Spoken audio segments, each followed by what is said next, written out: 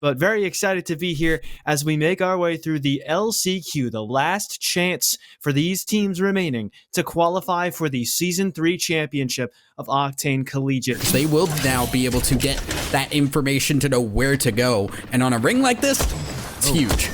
And it looks like Jukesy and the squad on Bellevue are already starting to run down Robert Morris like we had thought was going to happen. God's Faith already knocked down. And Bellevue, Ash TP onto it. Triple take not going to get too much more damage for Kachow. And the opportunity now to run away, taken and ran with for Dev and Kachow. Kachow getting shot at, Dev not so much. Until I speak, and now suddenly he's getting looked at too. There was another knock somewhere. I don't remember who. Well, I think we might be finding out here as UNC Wilmington are also in the middle of a fight here. We can already see a little bit of difference in the compositions teams are running. We're seeing the Ballistic here with the Altar. We saw the Mirage previously there as well. So teams are putting a little bit of their own spice into what is being run at the moment.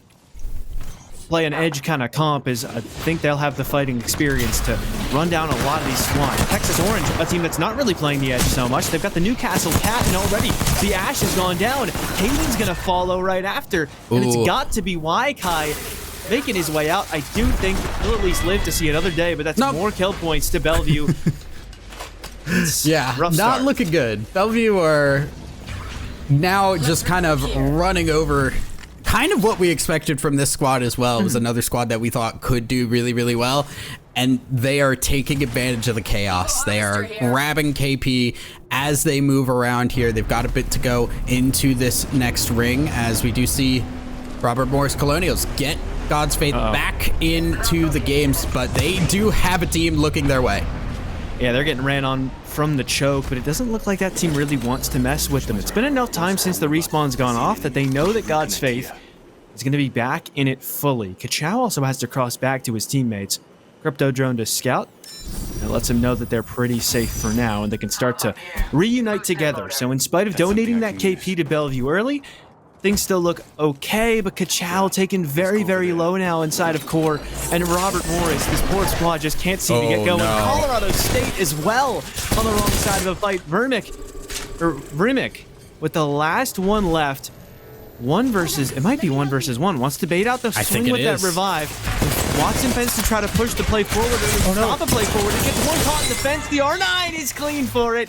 And Rimic with a big fight early. UT Tyler, the second squad, actually, to go down this game. Yeah, but they might not have a lot of time to go here because there's a third party coming in. Rimic trying to get the shield swap is going to move out here, put up the Watson fences, but I don't know how much time that's going to buy there. Catalyst wall as well. This Utah Valley Green want to get going on this. Yeah, the Alter Ash comp, it's built to try and make some aggressive plays. They do manage to catch out Small Guy, but I think Rimic has made his way just far enough. They won't actually do any damage to Small Guy either. And it looks like they are just going to give up on the potential for more KP. They've taken their one, and they're more than happy with that. I will point out KP out of it. I will point out Utah Valley Green, I think, was just not experienced on that Altar there because they did not use the Altar Q. They were punching that Catalyst wall, and then they said, oh, wait, we could just Altar Q. And that's kind of what happens when a legend that has just been irrelevant starts coming into the meta. You got to get comfortable and familiar with the fact you're going to be using those abilities. IUP Crimson now looking for a fight towards Cultivation, and it starts off well for Psycho. 1 HP away from taking down Windy, and he'll get it done.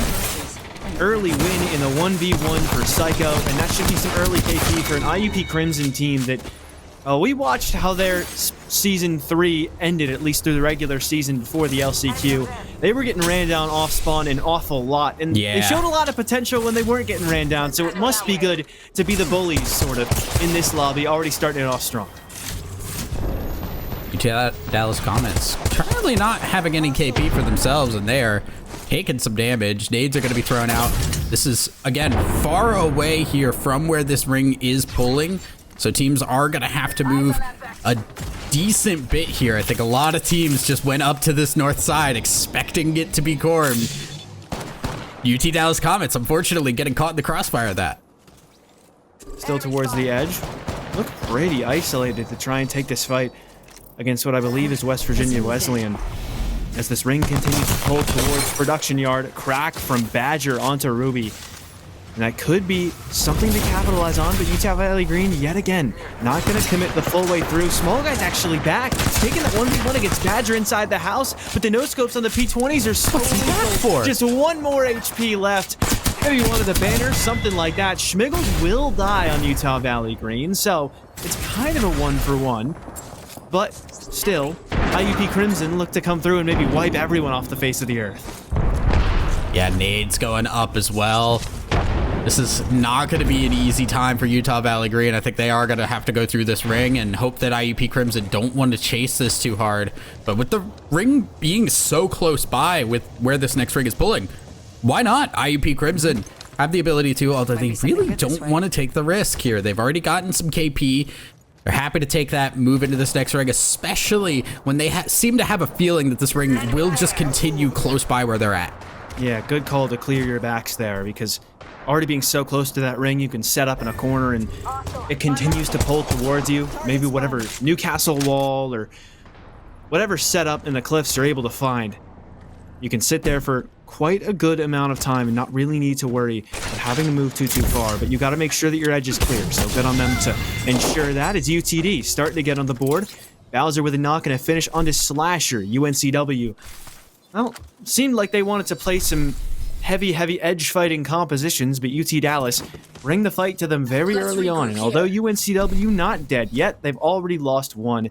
That's a two-man running around the rest of the map. They've got to make it all the way to Prod Yard for just about Stasis Array. A rough rotate coming up for them. MSU Mavericks, one of the teams sitting deep in this ring at the moment, trying to hold their ground. They're in a very solid position to do so here. You can see they got the Catalyst, the Crypto, alongside the Ash everybody else is running. They could just hold ground very easily. And they are putting pressure on teams that are moving in their direction. The very good building they've picked out, though it looks to keep pulling towards Production Yard, is come Ring 3, which they don't have the ability to see, but we do.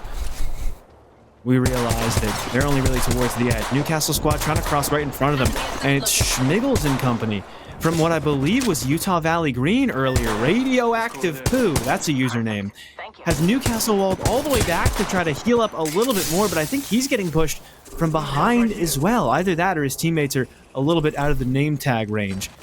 Either way, MSU Mavericks cozying up for now, but may have to start to move soon. Just trying to make sure their edge remains clear so they can do that later. I want to see that jersey. That's the thing I'm curious Radioactive about. Poo? Yeah. That's like, I mean, jersey. how do you explain that one?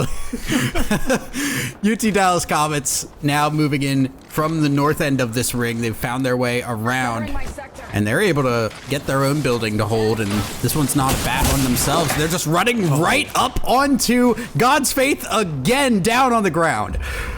Yeah, that's Robert Morris. And their squad has not been able to get going. God's Faith now finished off for the second time this game. It's UT Dallas taking it. So both Bellevue and Dallas have gotten some kills off of Kachow's squad of Robert Morris, but still not fully finished off. And those are the two big names that we've talked about so much coming into today, as they both dominated their semifinal lobbies. Yeah, kind of the two big names that we want to take a look at here is gonna now see Ottawa Braves, who are also another team that has very good defensive capabilities. They're just holding ground. We've seen a couple of teams here that are just running this Catalyst, running the Newcastle. You can hold so much ground with those two characters alone, and then Ash just gives that ability to move around the map. I'm curious now what teams are gonna try and change up to once they do lose that Ash. Certainly could be. Ottawa, very good angles to try and take some KP, but just couldn't quite sneak it. Those Sins with the Thermite able to lock down a knock onto Badger. Not the finish. Instead, a finish found onto Dev, the last remaining member of RMU. All that effort, and they still weren't even able to get to the top 15 and get at least one placement point. So a really rough start for Robert Morris. Plenty of games left to come, and the final team to be eliminated in the top, or outside of the top 15, is Keon Drake and West Virginia Wesley. And Utah Valley Black managed to sneak out one placement point, but they go down just after that in 15th. So a lot of kills as we start to narrow this ring more and more. Some of these underpath teams comfortable, but UT Dallas not quite. I think they'll be very comfortable fighting their way forward. And we just got a full fight here. UT Dallas in a bad spot. Got to use the Newcastle to try and get this Ashe back up, and they do have the ability to. Now, throwing down the Newcastle wall, buying as much time as possible so Bowser can get back on his feet and healed up for the fight. They do have the better side of this building as well. They can hold this other team out, and they are in a much more advantageous position to do that. They hop on top of the roof just to make sure they can get line of sight, but they're trying to sneak underneath them.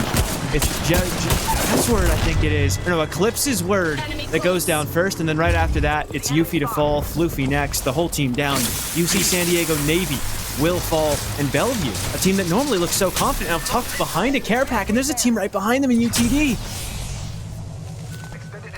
Oh, it is the top against the top, possibly, as we start to see UT Dallas move around. They're going to take shots at Bellevue. You can see damage already being done here, but they've got to make a move fast. 1 minute before this ring starts moving, and they've got a long way to go compared to where this ring is pulling. Plenty of fights to take, but if this game so far, and last week, really this whole qualifier has been any indication, they seem to be very comfortable doing that. As UNCW have been able to fully reset and make their way to a decent spot. Not in the best position in the world, still with some ground to cover, but there are not a lot of teams in their way. They could play through the outside production yard relatively easily. It's the teams behind them still fighting that we need to worry about. Utah Valley Green are still up, and they're fighting towards underpass as well. This is going to be one of the teams with a really, really tough rotate in. Seemingly even tougher, though, was the rotate for the MSU Mavericks, who've gone down in 13th place. I want to point out here, as we've seen a lot of teams are running that P20, including UMC Wilmington. We're down to just Slasher now. UT Dallas Comets barely keeping Drips alive. More KP going their way, but with everybody running these P2020s, those attachments for the P20s become really, really scarce. Laser sights, light mags, all become a lot harder to get unless you're able to find a lot of those arsenals. So keep in mind that teams that are getting kills are getting a lot from that in terms of loot. Yeah, the ability to scale those P2020s can be so scary. You get a blue or even a purple laser sight on those, and suddenly there's just not many other guns in the game that can step to it. Especially when the bloom lands the way you want it to. Bellevue Gold have made their way back to the backside of Production Yard with an Ashe TP potentially to come to get to the opposite side of that backside. With McGill, good angles down of the teams below them, but they've still got some rotates left in them. Not quite where they need to be just yet. And MMBB ulcer ported through and knocking down one inside of the ring. A second goes down. That's Freddy Fazbear, leaving Enhawk, the last alive, alone for McGill. Can get angled out very easily here. Has to play for the knockdown, but stuck in a snare. Arc Star on top of him too, with the knockdown shield just in time to save his own life. And the heals to come through right after. The nades are decent, but just not close enough. And McGill barely hold on to life inside the top 10 for multiple placement points. Big survival there as UT Dallas Comets. They've got to find some way out of this one. Multiple teams looking their direction, and luckily they've got this Newcastle shield that's been put down. But the other side is a problem as well, and there is no hard cover for them to play right now. It's going to be tough for sure to try and move forward, but UT Dallas, they at least have that Newcastle. If you're able to get that wall back soon enough, it's not the longest ult charge in the world. So maybe stall out just a little bit longer and you can try and make that wall work for somewhere else, just like what we've seen the Ottawa Braves do right now. Sat behind a wall, sort of in the middle of the open, but the Newcastle wall makes little divots with rocks in between them, like that one. Very, very playable, especially on that low ground with nobody really having the right angles for it. Meanwhile, Bellevue Gold up on the high ground might need to contest ever for the opposite side of the high ground, as it looks like IUP still on the roof as well. This 3v3 could dictate the team in the best position to get a lot of KP on these teams moving down underneath. Bellevue trying to finish off some teams, and now they've got a team right by them. Jukesy just beaming somebody from afar, and they're just going to go in on that. Psycho will get knocked at IUP, have already lost a member. Jukesy is just unstoppable right now. trying to run up on the next two, but they can't even get the result. The Peacekeeper is firing at that long range. Not quite another knockdown, but very close, and it's at least pressured IUP off the high ground. They get an extra KP forward at 2. Utah Valley Green and McGill will go down as the first 2 teams to fall in the top 10, but certainly Bellevue in a phenomenal position to try to close this game out later. Ottawa Braves now feeling a little bit of the pain themselves as they're seeing the teams start to move in their direction. The teams behind them can just drop in from above, and they've got to watch their backs as these teams start to rotate. Round 5 is going to finish closing very shortly, and Ottawa Braves have found their nook in the cranny to hold on to. And maybe very central within the ring, which can be good because you don't have to move. But if other teams start to int, that's going to be the first place they think to run at. So could definitely work against them soon. And plenty of these teams need to int something, like KSU Black. They really don't have an awful lot of area to move through at all. Kennesaw State at least have the angles onto UT Dallas from up above. They could maybe try to take the 3 versus 3, but they just don't want to try and push the Newcastle wall. Very, very tough, at least while it's charged. Maybe afterwards, that Costicle could help a lot, but only 30 more seconds before the ring has to move, and both of these teams will be in really rough spots. Oh, Elixir's taking a lot of damage, and Juicy again from the high ground, able to put pressure down. That's a little weird. That's kind of insane. I'm surprised that worked, but Void getting knocked again now. KSU Black gonna try and get that member back up. Void still waiting right now as they're gonna peek down. Big P2020s there from Elixirs, who falls right after as well, and things look rough. And UT Dallas at least recognizing their move-in's not going to be easy, so you might as well maximize the points while trying to take kills on the team on your right, but good shots from Elixirs to shut that opportunity down. Ottawa Braves got singled out in that early taking of the center of the ring. And as a result, all those angles on him are eventually going to result in their falling in 6th place. Great shots for Drips as UT Dallas ended up taking the Ottawa Braves old position. Ash TP way too far into the ring. Might just get everybody killed. Oh, and no. KSU Black goes down in 5th. Top 4 for the remaining squads. That was the altar portal there. The altar ult just takes him way too far out, and the range of that thing can take you way further than you expect. So I think understandable to have that mistake happen. IUP Crimson now as a duo trying to fight out against the team in front of them. CSU Ever hitting the shield bat. Onions very low, gonna fall, and IUP Crimson are gone. And this is a team that we saw getting fragmented in fights early on. Colorado State somehow able to turn this into a top 3 up against Bellevue and UT Dallas. The 2 teams we were hyping up so much. Can David take down either one of the Goliaths? Or will UT Dallas or Bellevue stake their claim first?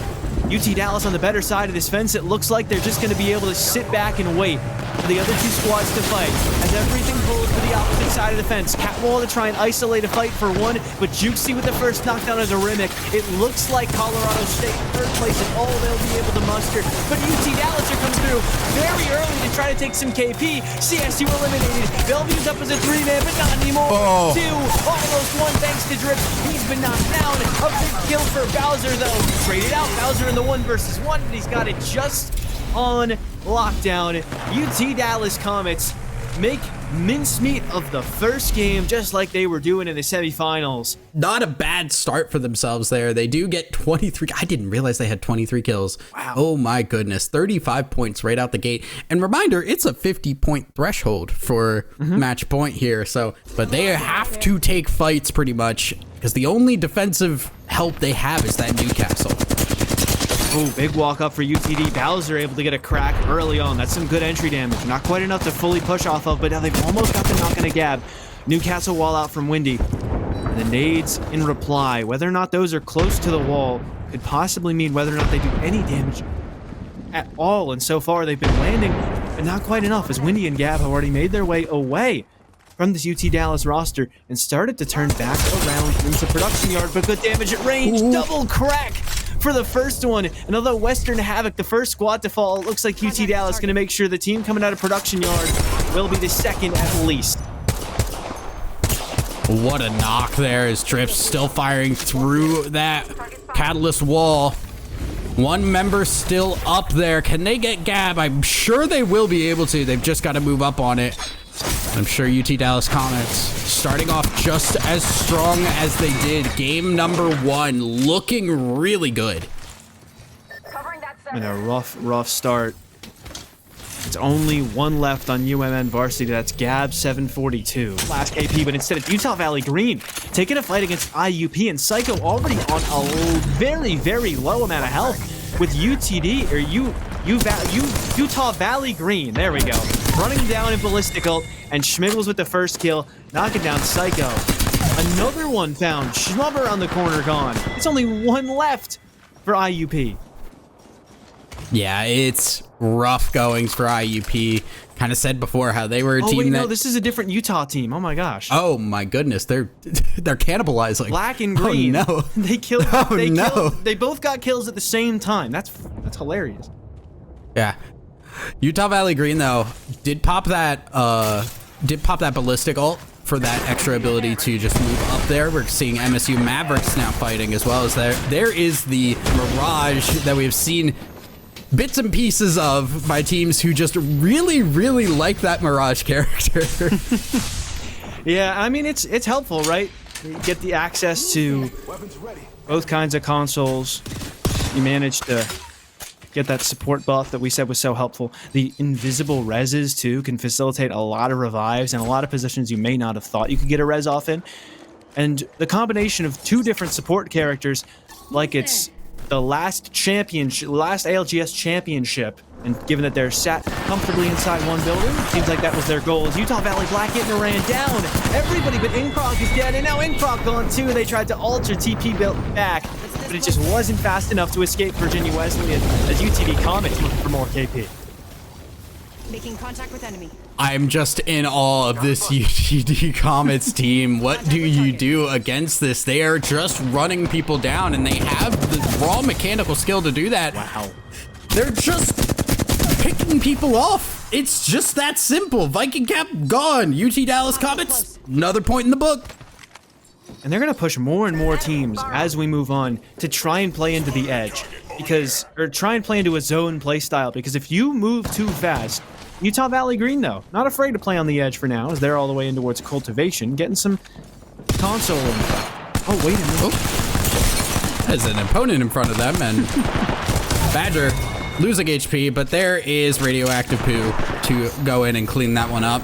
Bellevue getting a little bit of pressure themselves. So they're going to have to back away. Alter Q, maybe what they wanted there. Does get pulled through on that, and that is Muffin's gone. Firing from below. Jukesy needs to pull off something crazy here. The Revenant is the character to do that on.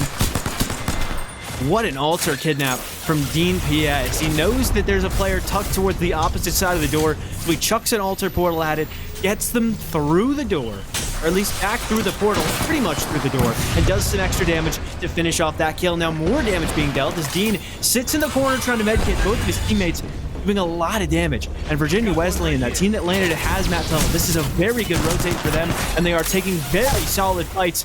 The Nex is trying to open it up, but they just can't do it fast enough. Jonkler might not be able to get away. Good fin for Sins. KP away from UT Tyler Varsity. Bellevue Gold, though, with that reset, are going to get back towards this opposite side of the building and just try to chill in the ring.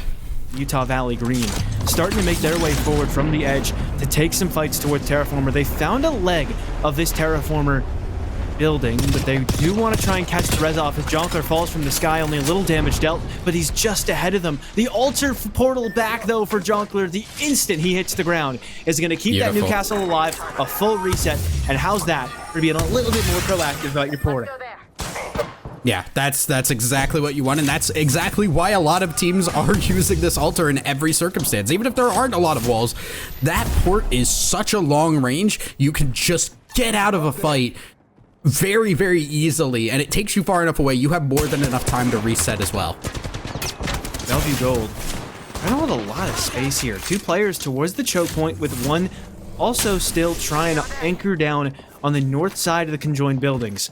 But it's UT Dallas on the other side of the choke, so certainly not going to be afraid to try and push forward. And it looks like Bellevue have fully fallen back to their building, contently sitting inside, waiting for what could be an onslaught soon to come from UT Dallas. Sights trained on the choke point, knowing how scary that team can be in the 3 versus 3s. Oh, UMN Varsity in trouble there. Windy already gone, and Versus going to drop down low with that Wraith Q. Will survive now, but they've got to watch their backs as they're getting hit from all sides. Not looking good for them. P20's hitting hard, but Adverse goes down, and it is just Gab alive once again. That door will fall eventually. Maybe? Does it? I am surprised they did not push on that. Utah Valley Green never really made the push happen because they got thirded by someone else. It's UT Tyler Varsity.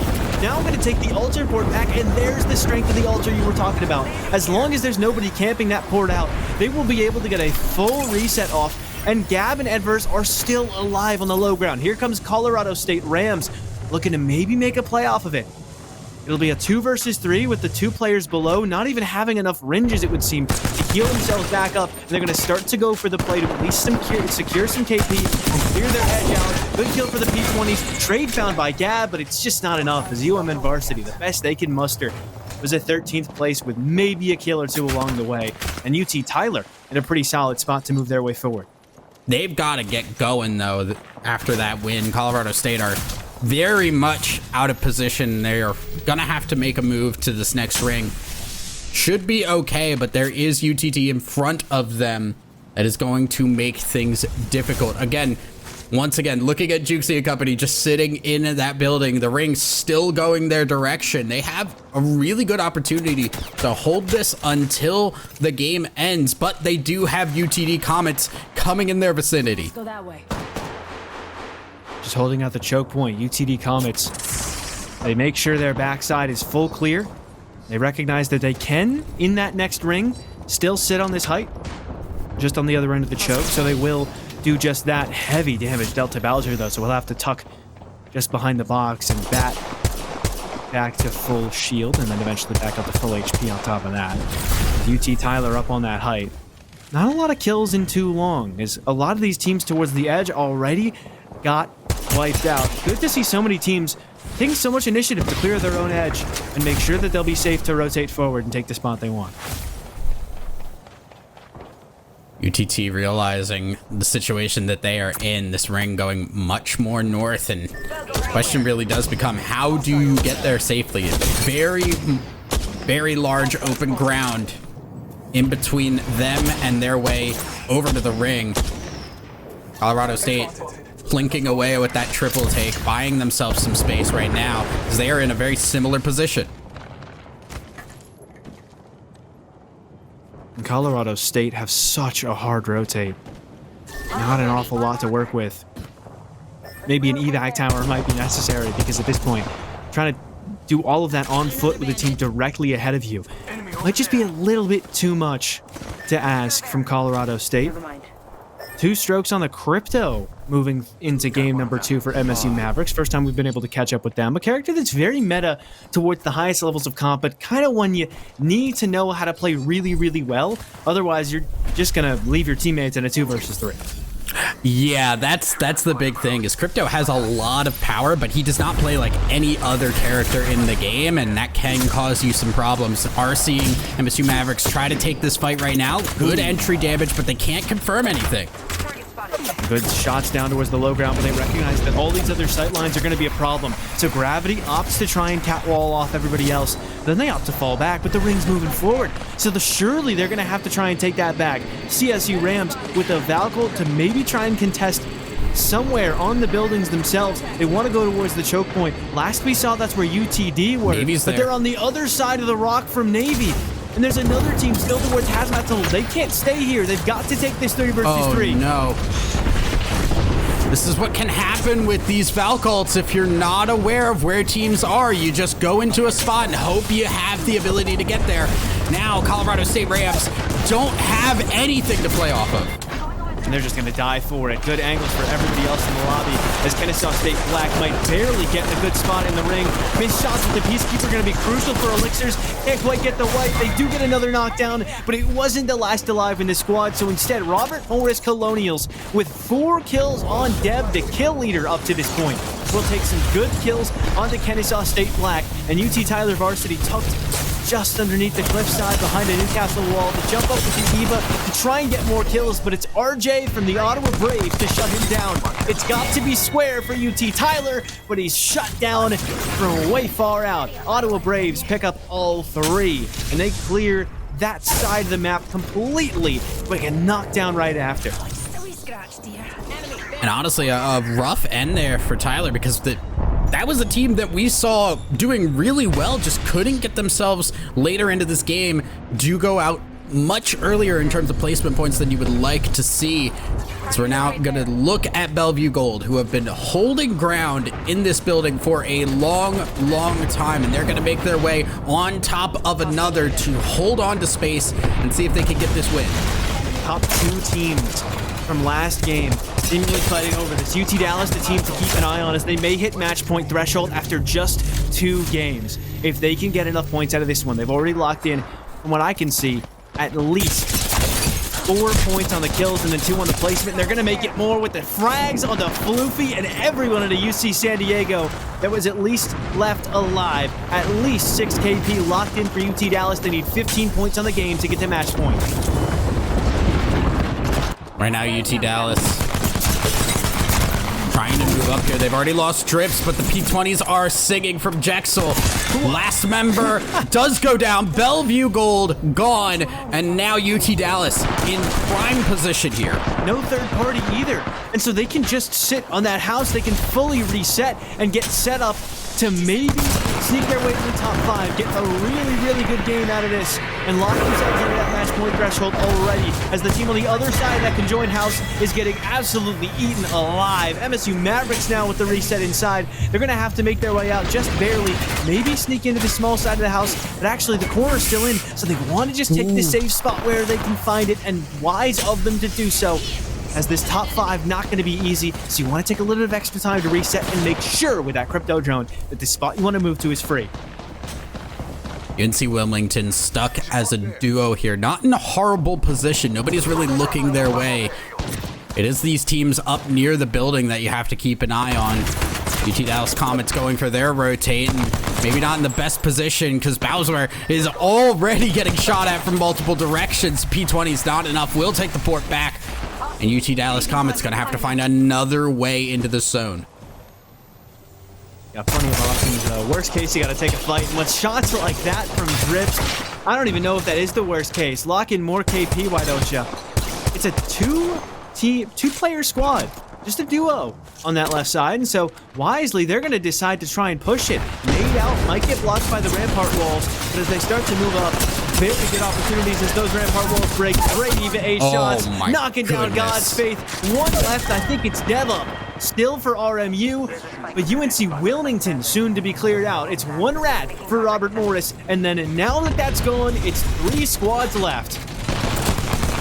Oh no, MSU Mavericks now moving up, but the clutch Newcastle buys time. MSU Mavericks winning out on this fight right now, but they have lost one. Gonna have to use that Wraith Portal to get out. And now it is looking a little bit sketch here, giving time for Dallas to get themselves back on their feet. I don't know if Mavericks will be able to get themselves back on their feet. They are still stuck. Very rough spot, a lot of openings and avenues to look into their building. UT Dallas want to try and see if they can play this low ground. They can force a fight from the other two, and that's exactly what's happening. Massive hit straight into the MSU Mavericks. From behind is RJ looking to wrap the ring, but he's not even needed. Logan Reeve and RJ finish it off themselves. UT Dallas with the third party, though, back to back in the first 2 games. Because yesterday there were 2 games in the middle where they got 9th and 4th. I don't know who could have killed them. But at this point, 62 points through 2 games. That is easily the most dominant match point performance I've ever seen. Take a look at Utah Valley Green, one of the teams that does have to go pretty far, and they are right next to a team by a devastated coast, so they are getting into it immediately here. They do have blue shields compared to the white of their opponents, so there's a 75 HP difference here, which can be really huge, and a revved up Rampage in the hands of Schmiggles. And on top of that, he's in his ult as well. So the Ballistic Ultimate, the auto loader being engaged, going to make this so much more potential for a good fight. But the other team just running away. Auto lock finally found on the smart bullet. Not quite going to land, but shots do land on the charged Rampage. And so even though the auto loader's gone, still some good entry damage that was dealt, and even better entry damage from Badger. Rampart walls up as Spicy Boy so incredibly low, but the Arc Stars could facilitate a push forward. Good altar portal to manage to pull one forward. Not quite the kill on a Caden yet, though. Still yet to find that entry pick they feel like they need, and the other squad is doing some solid damage back, so Utah Valley Green can't push this for free just yet. For being down in shields, Texas Orange are holding off really well here. The nades are becoming a problem. Altar Portal does not pull through Kaiden.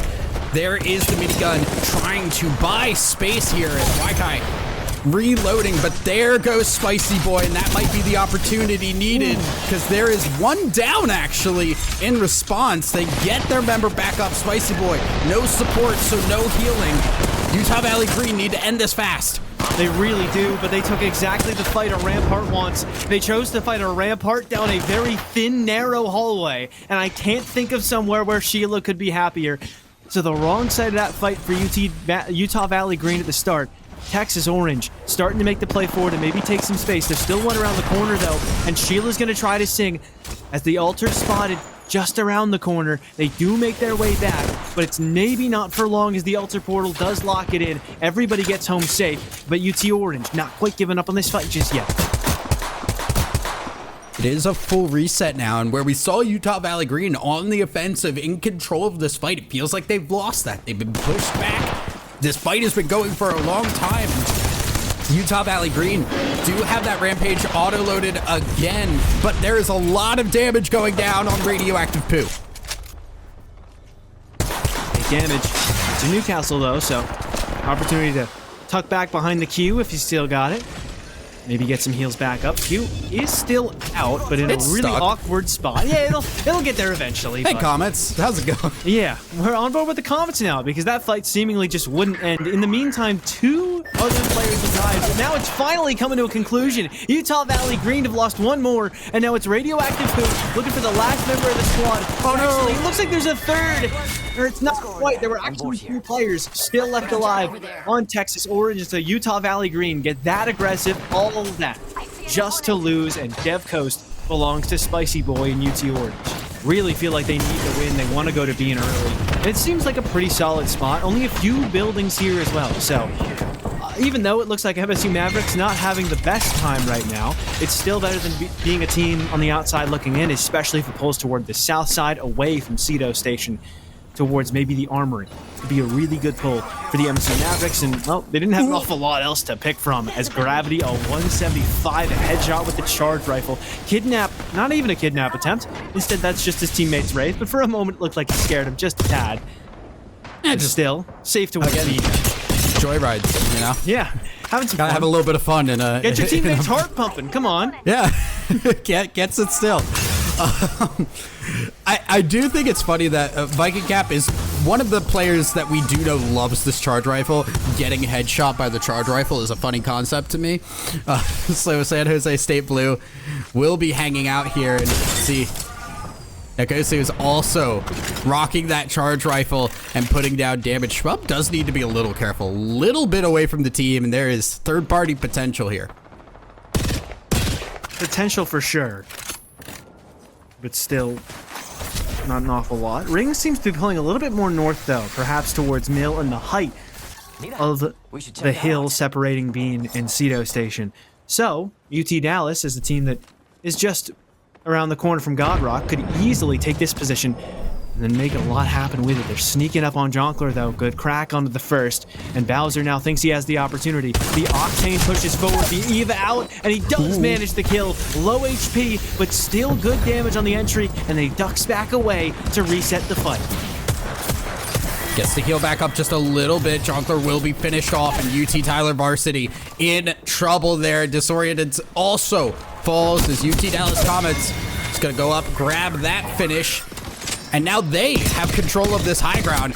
Extremely good high ground with a free Newcastle wall, and they get the kill onto UT Tyler Varsity. So just completely free there for them. just totally free. And they end up getting the height. They get a lot of loot out of it. They get some extra evo. Let's check out. They're running Most importantly- Vantage. Yeah, and they're still making it work that easily. Most importantly as well, they have a very, very good height now to look over everybody else, a very safe position. It is hard to push. I know they just made it easy, but I promise that is not an easy spot to push.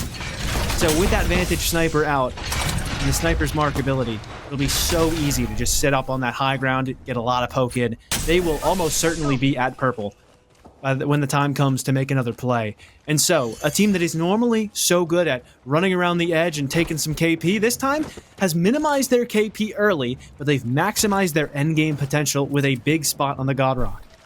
I mean, I know he said that UT Dallas doesn't really have anything to play for this game. Not entirely true. The big thing to remember with UT Dallas here is that the more points they take, the less points there are available for other teams to get. So they have more and more opportunity as the sole team on match point. Granted, I don't know if that's even going to come into play. Hopefully he's You can kill the altar portal, so I don't think he's trapped. If yeah, worst he case was, they would have. Yeah, worst case they Yeah. break it. Oh! Oh! 3, 2, 1. Right onto Zakatar, who's going to fall. Texas Orange. Grab that one for free there in Utah. Down another member. Yeah, good damage early. And Texas Orange off to a very hot start so far today. Or at least so far on Storm Point, the team we didn't talk about a ton on Broken Wing, but seemingly trying to save their best for last. As they're already on purples, big damage on a Narwhal boy as well. Excuse me. As they rock right through Cenote.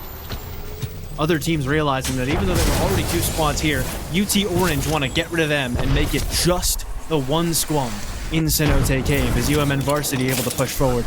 This small house, but they're not in the best position. We're now seeing UMN Varsity not feeling too good about this fight. Amherst goes down. Windy, the last member left alive, grabbing this altar to get back into the fight.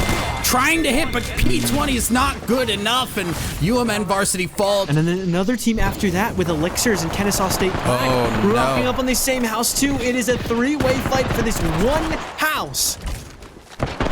Blue Sky, we gotta just use the jetpacks, buddy. We gotta get up there.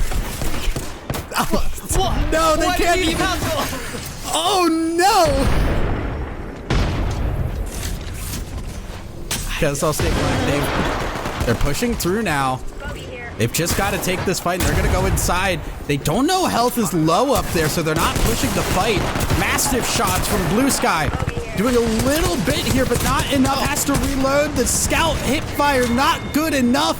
But there is the help from Void to get the finish. Now they've got to get Elixirs back on his feet. And I don't know if they're going to be able to do it. They've got to rotate too fast. Blue Sky's barely even alive moving through the ring. IUP were barely able to get out with some portals.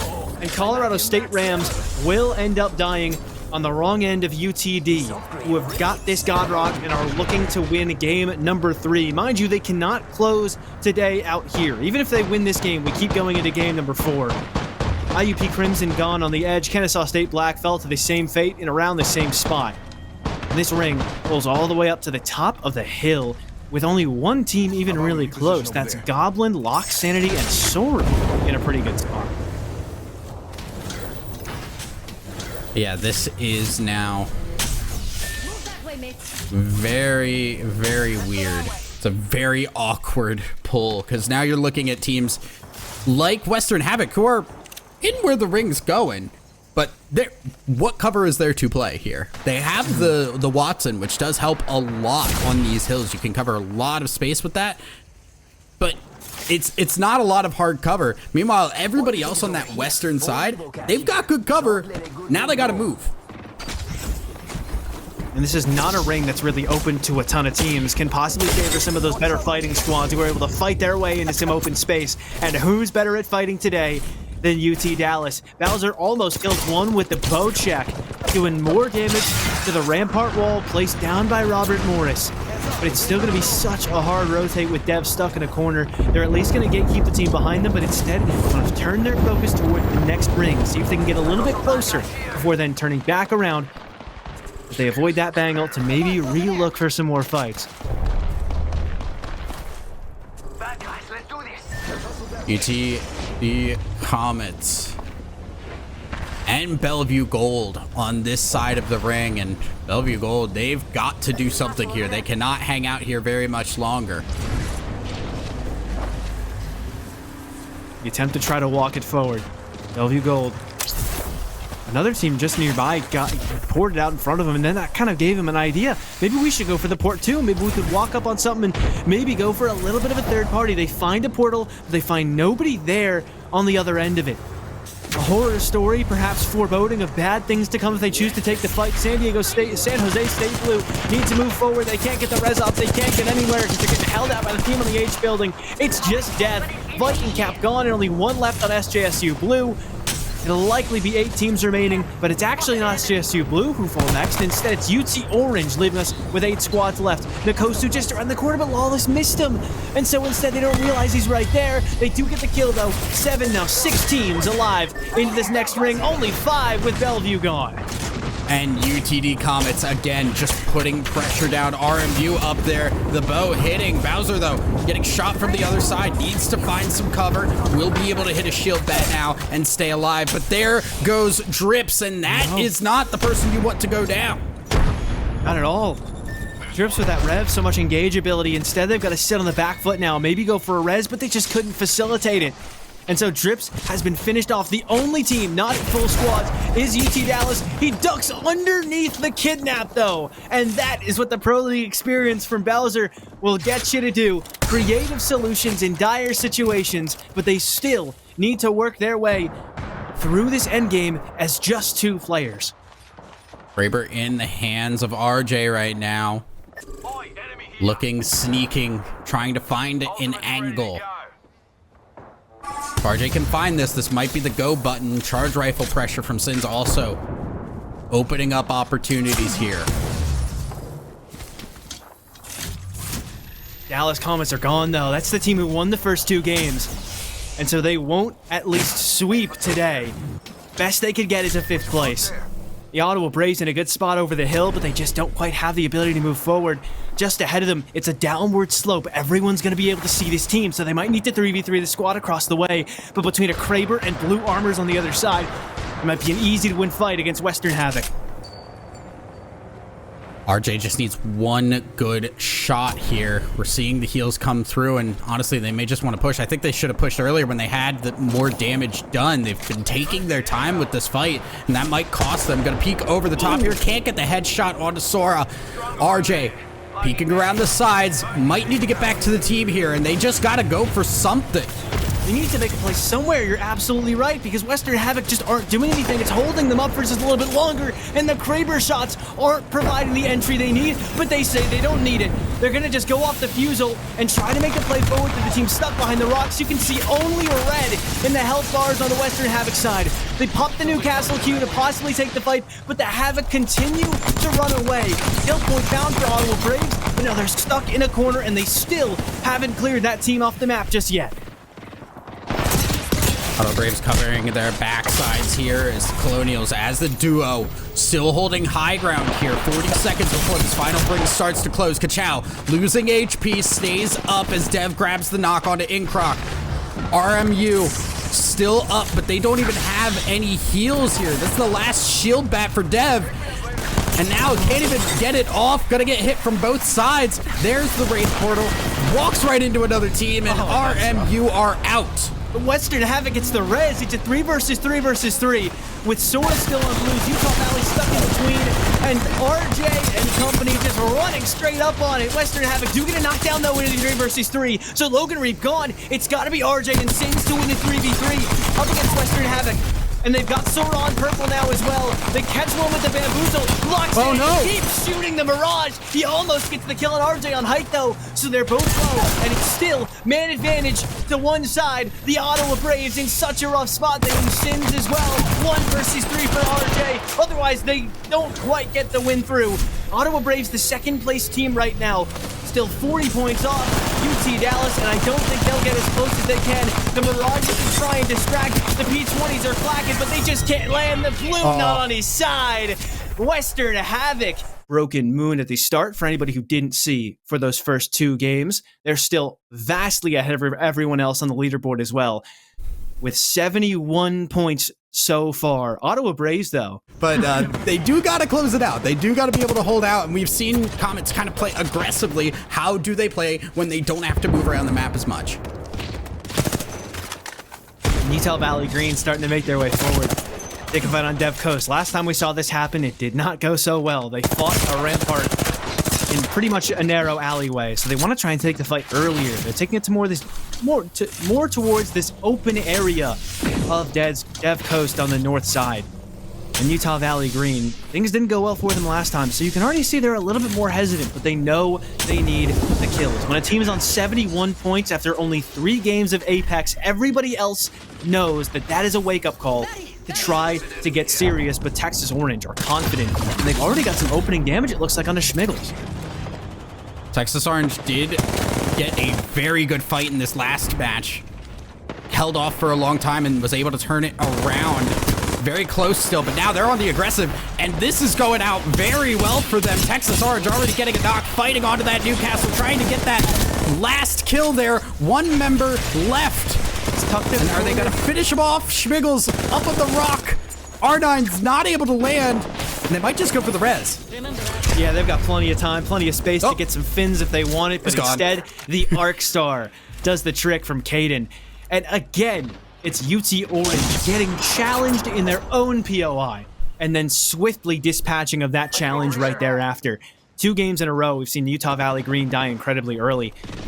As I think we had a team not make it in. The Cenote squad, whoever that is, could not join us for game number 4. Big knock on a Mez early on for McGill, but traded out immediately.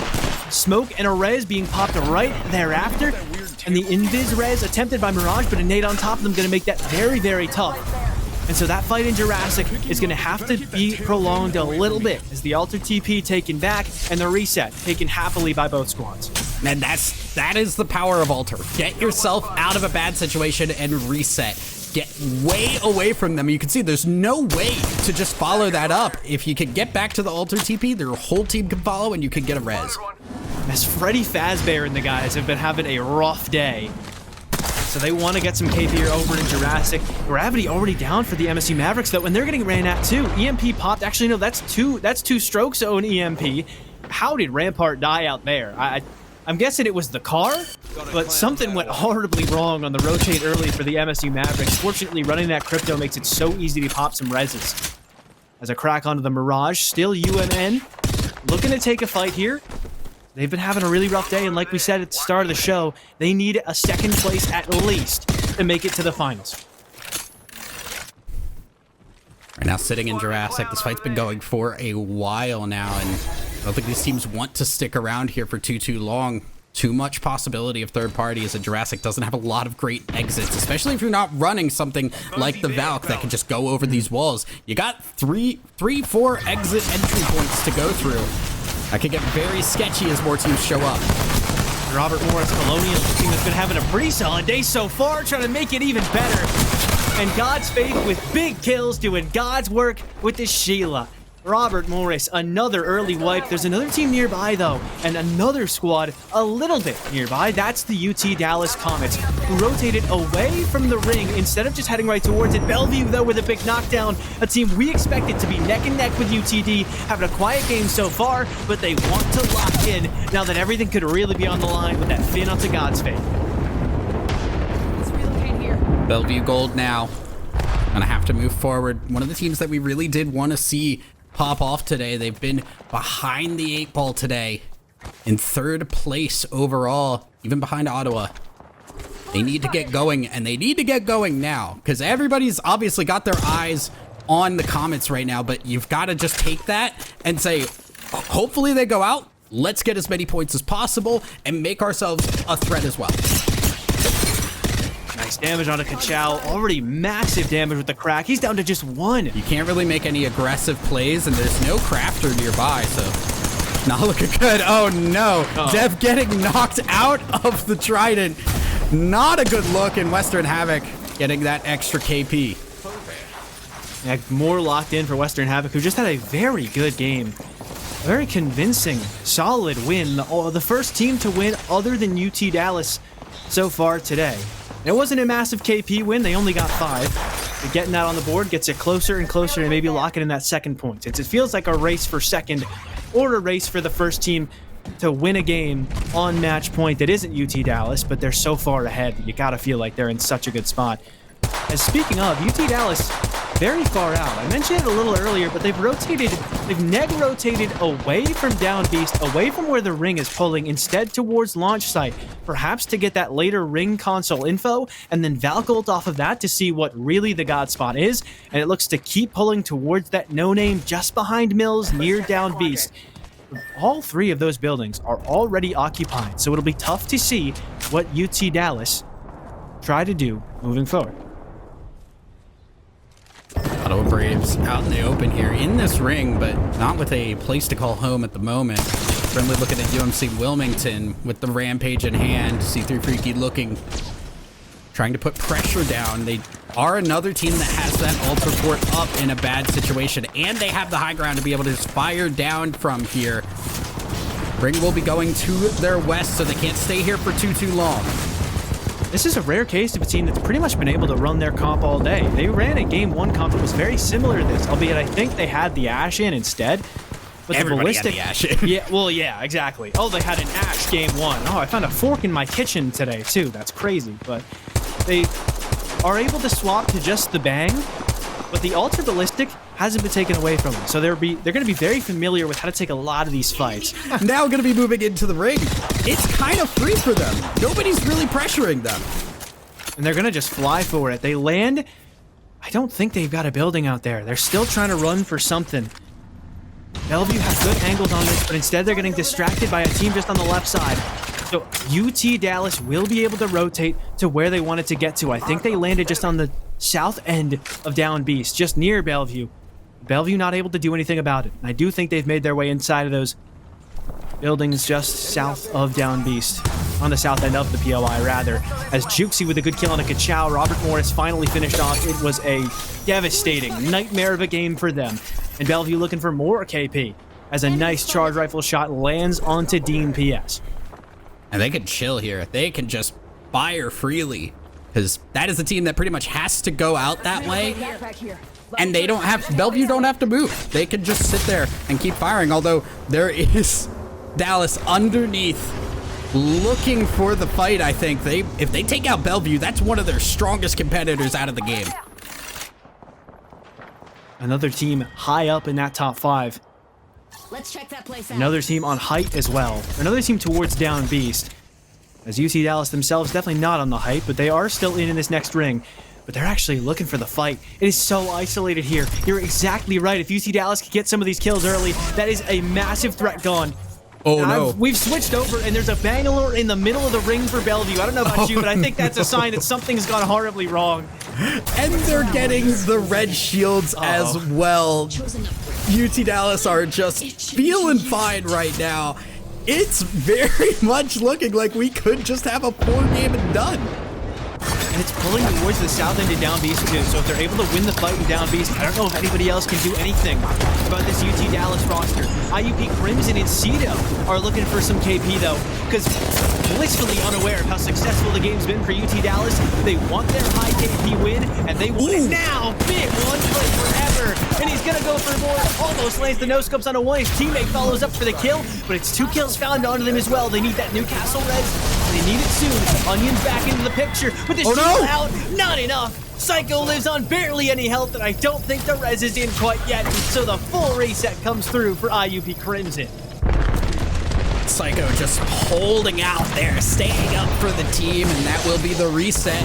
Luckily, it is the Newcastle. Very easy reset for them. Ottawa Braves in second place going into this game. Currently outside the ring, stuck fighting a team. They've got to watch themselves, because one wrong move might put them out of a possibility for even a 5th game.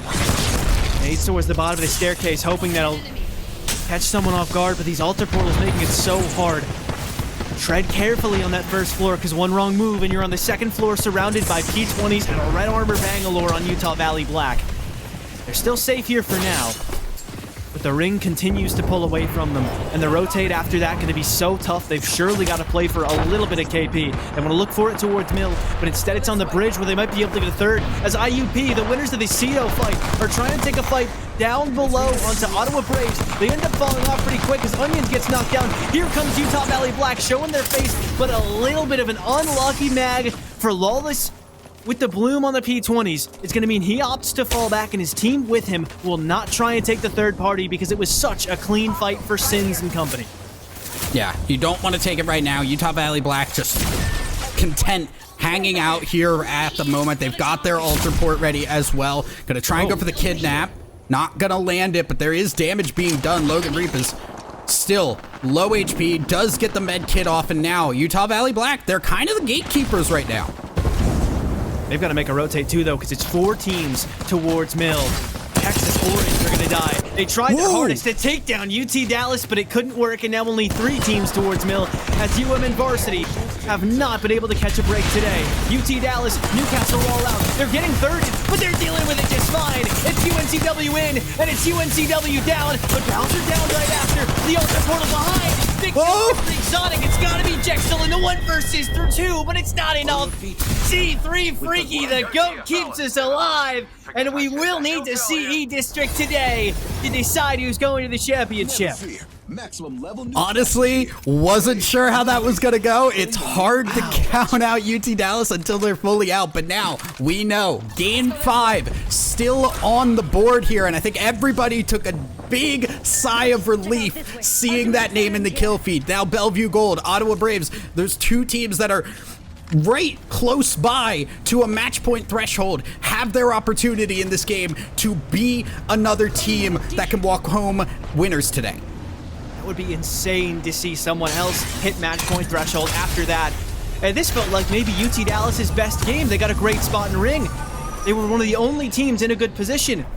They're getting teams running at them. They have advantages in fights, but so well played by UNCW. They haven't been having great games recently. Their finals in Split 3 wasn't outstanding. So far today, they're in second to last. But when they get opportunities to take fights confidently, that is what's going to happen. So well played on the UT Dallas, and now, like you said, it's Bellevue, perhaps in the best spot of anyone with their backs clear, ready to play outside this fence line. Bellevue really just need to wait out because they have everything set up for them. They've got Newcastle. They've got the Rampart shields up as well. They have a charge rifle just able to crack shields from so far away, and everybody has to move towards them. The only thing they really need to watch for is getting caught off guard by a position they're not looking at. It just keeps pulling their way. Utah Valley Black at a rough spot because they have no clue how to reach this point. You picked a spot because you thought it would pull to the no-name, and now you're stuck here. You've got open water to cross through to reach spots that might not even be playable until the ring is fully closed because of how many angles exist onto them for now. And you've got 2 other teams at least sat here with you. It is one of the toughest positions in all of Apex comp to try and make your way forward from. San Jose State Blue in a similar spot. Nice headshot from Nkosu, but he's now getting angled out by so many other teams. Tucks into the corner and barely able to get a bat off, but these rotates not solving themselves just yet. Viking trying to peek out from over top, but there's damage coming from all directions. It's in San Jose State Blue. Need to get that teammate back up ASAP, but there's no angle to get him up safely, and they've just got to take the fight. Schmub, last one alive. Firing squad will take San Jose State Blue out. Rough spot. Ottawa Braves playing for KP because they know they've got a tough rotate ahead of them. But before the rotate even starts, Sins is already knocked down yet again. You need that mobile res. You need that mobile shield to try and make your way forward. And now he will get back up as Slasher on UNCW, knocked down by Jose. Now they might get ran out. At the very least, going to have to turn around and play safe as Utah Valley Black clears Western Havoc off the edge.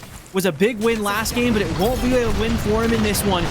They'll have to be content with just 7th place. MSU Mavericks try to move their way forward. Stuck behind a rock. The Bengals making it tough. Gravity almost caught out in the middle of nowhere.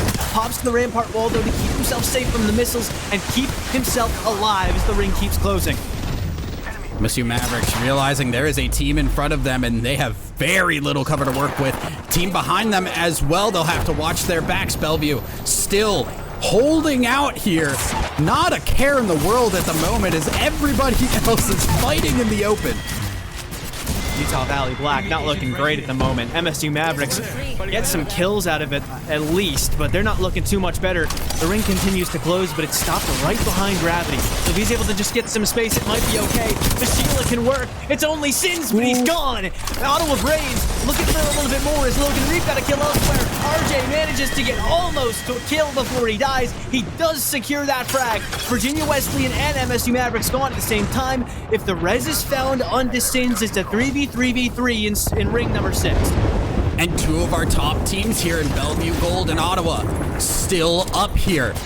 Almost for sure Ottawa is going to be getting onto match point this game.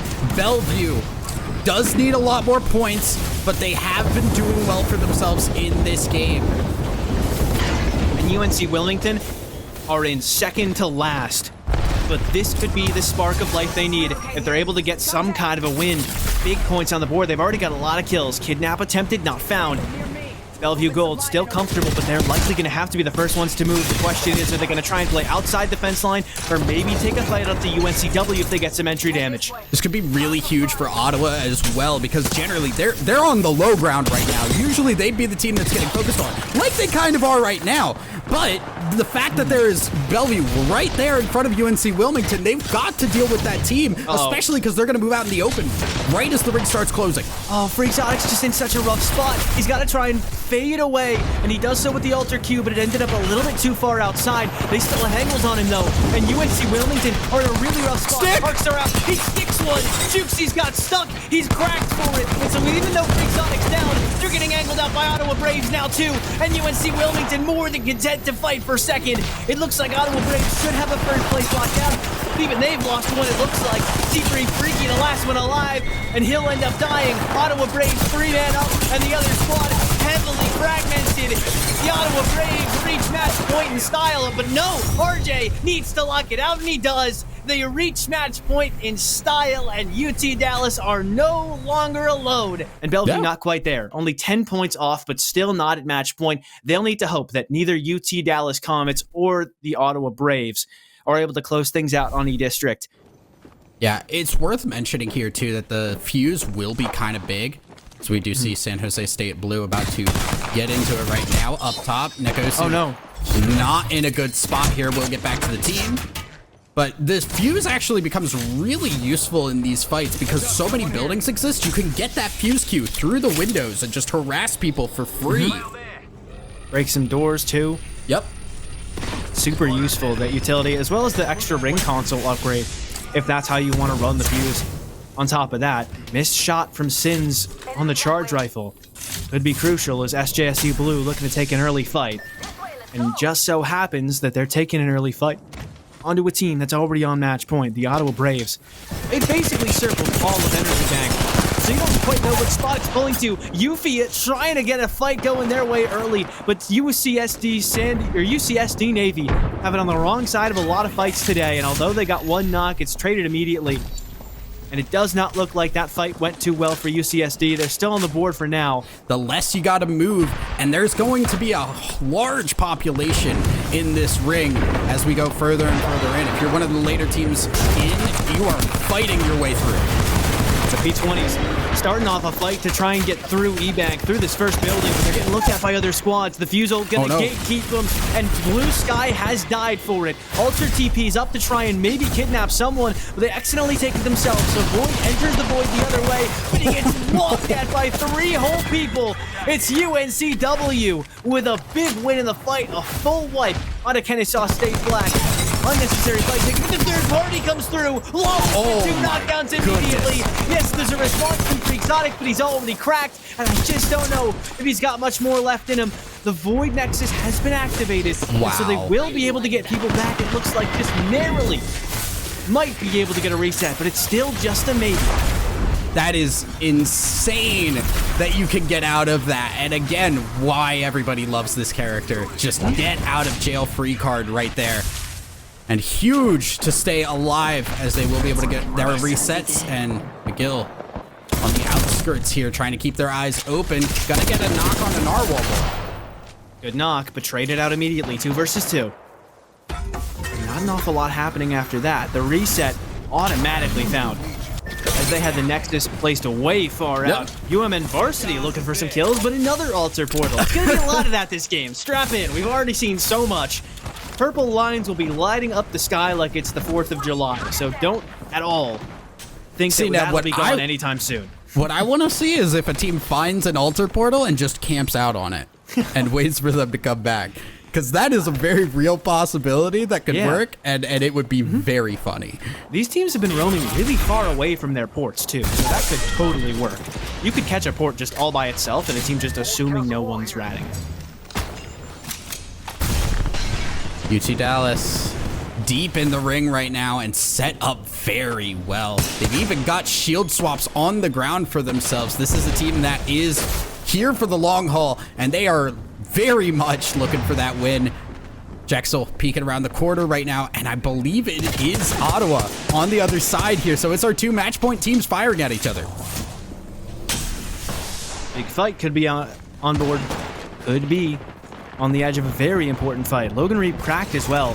Whether or not that's enough entry damage for UT Dallas to want to make a playoff of is a big difference maker. If they chose to walk at that, we could have easily seen one of our 2 match point squads die that fast. Instead, though, it's pulling more towards the side of the Ottawa Braves. How fitting. These are the 2 teams who get what could be considered the best spot in E-Bank. Given all the different places it can pull, you're very central, and it's very easy to hold. Not an awful lot of spots fit that criteria, with all the windows and doorways into some of the buildings. This one, pretty central to everything, and not an awful lot of lines stayed inside. So those 2 already, no matter where it pulls in a good spot and how fitting it is, the 2 teams on match point. UMN Varsity not in a great spot, but they're doing some damage. And this is another one of those teams, we've talked about it, not having the best day. 2 teams already on match point. What do you need? You need some KP, so it makes sense to see them towards the edge.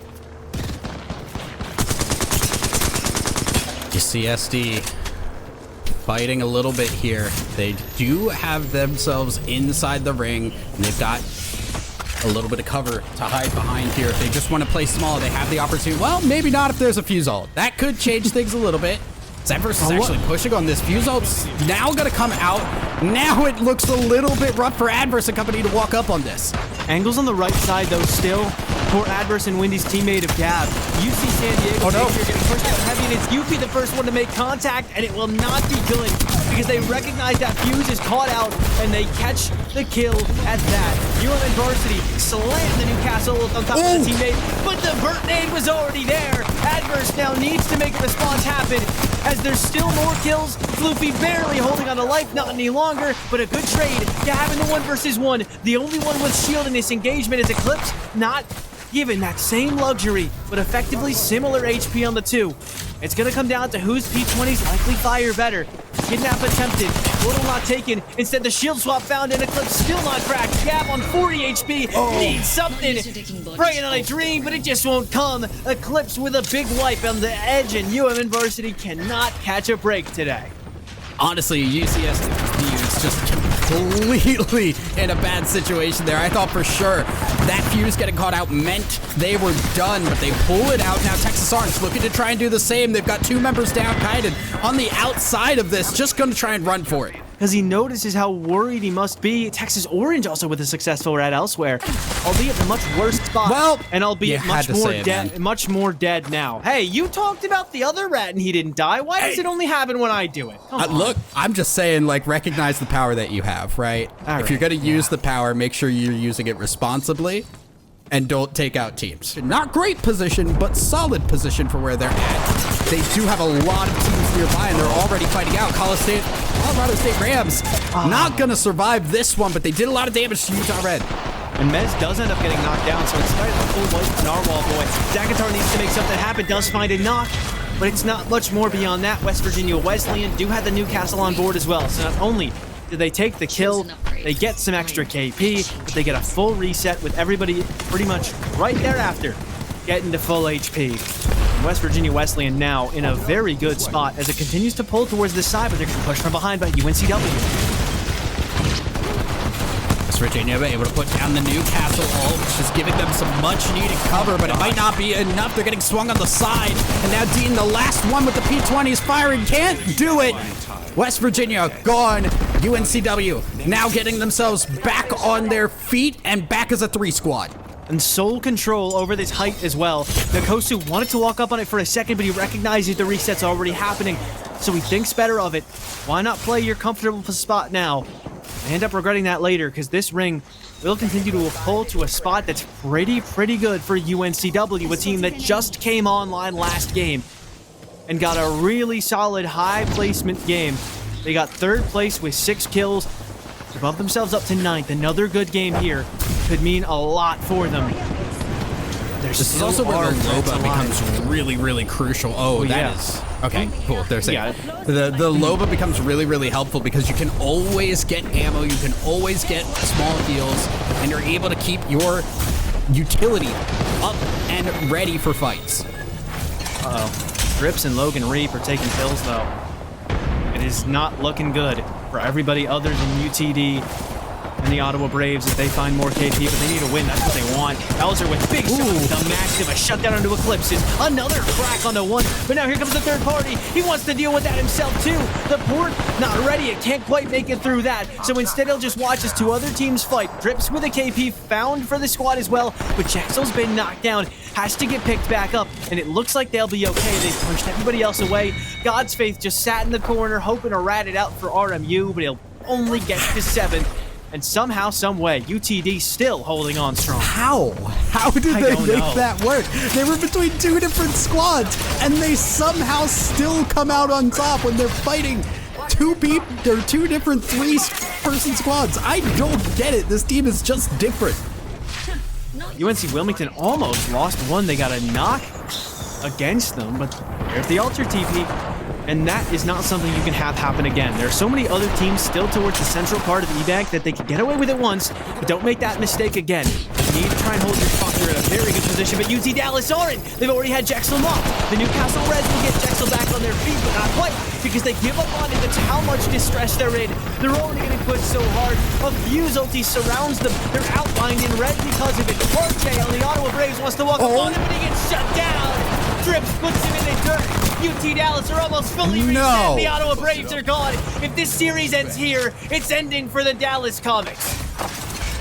I am in shock. Somehow, the Newcastle wall buys enough time. The height was so crucial there for UT Dallas. Now, they don't have that height. They are playing from down low, and UMC Wilmington are firing freely here to try and force them to move. They've got good height. Teams on their left, they gotta worry about that though. They have very safe position up north. Or they're down south, I guess. Up top above where Slasher is. With all those Watson fences set up, not their own, but still impeding every other team as they wiped the Watson squad, so they can just leave them there and play around it. With the Alter Portal, big shots for Freakotic with the Havoc out, and they actually want to play for down. Instead, they want to try and take some fights. This is an unnecessary risk, but it could still get some extra KP, and they need a huge game to hit that point. The UT Dallas are still alive. Sanity almost taken down. Slasher loses shields, backs away. Freakotic, P20s in hand. Tracking well, gets one member left, and that will be a big win there. Western Havoc going down. Dallas is playing for the height, though. They want to play for Godspot. They have a very good gazebo, and this is what I'm talking about. UNCW overextended and gave this spot away. Now UT Dallas can try and play from behind. UNCW has to fight them for this. The Fuse ulti, or at least the Fuse Q, and maybe some nades are going to help dissuade Dallas from swinging, but it's only going to work so long. And UT Dallas, I think, might just have the best spot alive. SJSU and UNCW might have to fight each other. We might be done here.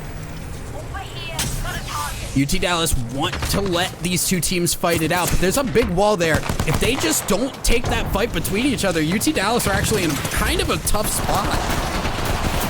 It's going to be so hard to navigate the rampart walls. Just to give them a little bit more time. Still sat up north. Got good angles on SJSU down below. Right landing the shots though with Bowser, but they get knocked down. Big kill for Freakotic, and they can push off of that. The Newcastle res is coming through, but the Alter kidnaps attempted, not successful. Bowser called out now that Jexel's back up. The Newcastle Wolf is finally back. They can maybe close off some line of sight and get the res back. Drips is so low, but he's still alive. Another one falls. It's SJSU now trying to make the play for it, and UT Dallas sandwiched between a rock and a hard place. We go to game 6 as San Jose State shuts them down, but still the last fight remains. San Jose, big win for them, but now they've lost Schmub. Gotta close out P20s. It's just Viking Cap can't fire from behind him, and UNC Wilmington, massive, necessary win for them. And look at that. They went down early. They got 1. They got 1 point, but you know who got 20 kills in a win? It's UNC Wilmington. I thought they had a lot of kills in the top left. I just didn't realize it was that much. Yeah, Western Haddock already moving in here. Utah Valley Black already on the ground for Inkroc, and now Lawless gone as well. We move last one alive, and on the white shields, 30-30 in car in hand, in full view, thanks to the mortar flare, and not looking good for Wheatwood. Ooh. Nice shots, at least on a Psycho. Manages to take him down to just about 30 HP. Doesn't want to get knocked by his own fuse ult, so we'll have to hold back on looting for just a little bit, but good kills inside a resort for IUP Crimson is another good kill for Dean. West Virginia Wesleyan now can play off of that entry knockdown onto Freddy Fazbear. MMBBB trying to make their way away, but it's just not meant to be, as it does not look like there will be an awful lot to write home about after this game for McGill. No, not the Mirage finisher. Oh, not the Mirage finisher. In the kill feed, didn't get to see it happen still. It also doesn't look like McGill are getting an awful lot more, but another Sheila staring at Schmub, trying to Sheila himself, and now I think that's going to be a push for MSU. MSU trying to break the door down. Loba gonna be trying to get him back up, and there is that ult from the Crypto, making things even more difficult. Although MSU not feeling good about it, will go down. Viking Cap, last one alive, needs to get these resets, but that is a crazy thermite grenade to take down health on those knocked members. Insanely good fight there to keep themselves up, and now Viking Cap getting ran out, the only one standing. And yes, there are other teams looking at this the same reason. We saw that first squad pushing in, end up dying for it. And with only one player left alive, this is going to be so fast. UT Dallas are on the wrong side of a fight. There's only Bowser left. They might die for this. Caden does get killed. There's only one left, I think, on the other side as well. It's UT Orange, but they win the fight. Spicy Boy shuts down UTD. With only 2 squads left on match point. Otherwise, we go back to Broken Moon. That was God's unluckiest mastiff shot. Went into the down member instead of the last member standing. That is incredibly unfortunate, and that does mean that is the earliest we have seen UT Dallas go out. Dominance starting to fade as other teams rise to prominence. Maybe they're getting in their own heads. That does not feel like the kind of a fight they would lose. But what a win for UT Orange. Get the morale going by looking at the kill feed, and then all of a sudden, guys, we just took down the #1 squad. Exotic almost taken down as well, so this is another match point team in a bit of a sketchy fight, as UNCW are going to lose the first member in the fight to Adverse, who's there alone and still shooting. Adverse eventually going to die for it. Exotic now needs to make a play off this Maggie Ball. His teammate is dead. He's got to kill Gab. He's got to do something to try and bring this fight back. Walks up on Windy, gets good damage, but he's gone. It's the Ottawa Braves, or it's Game 7.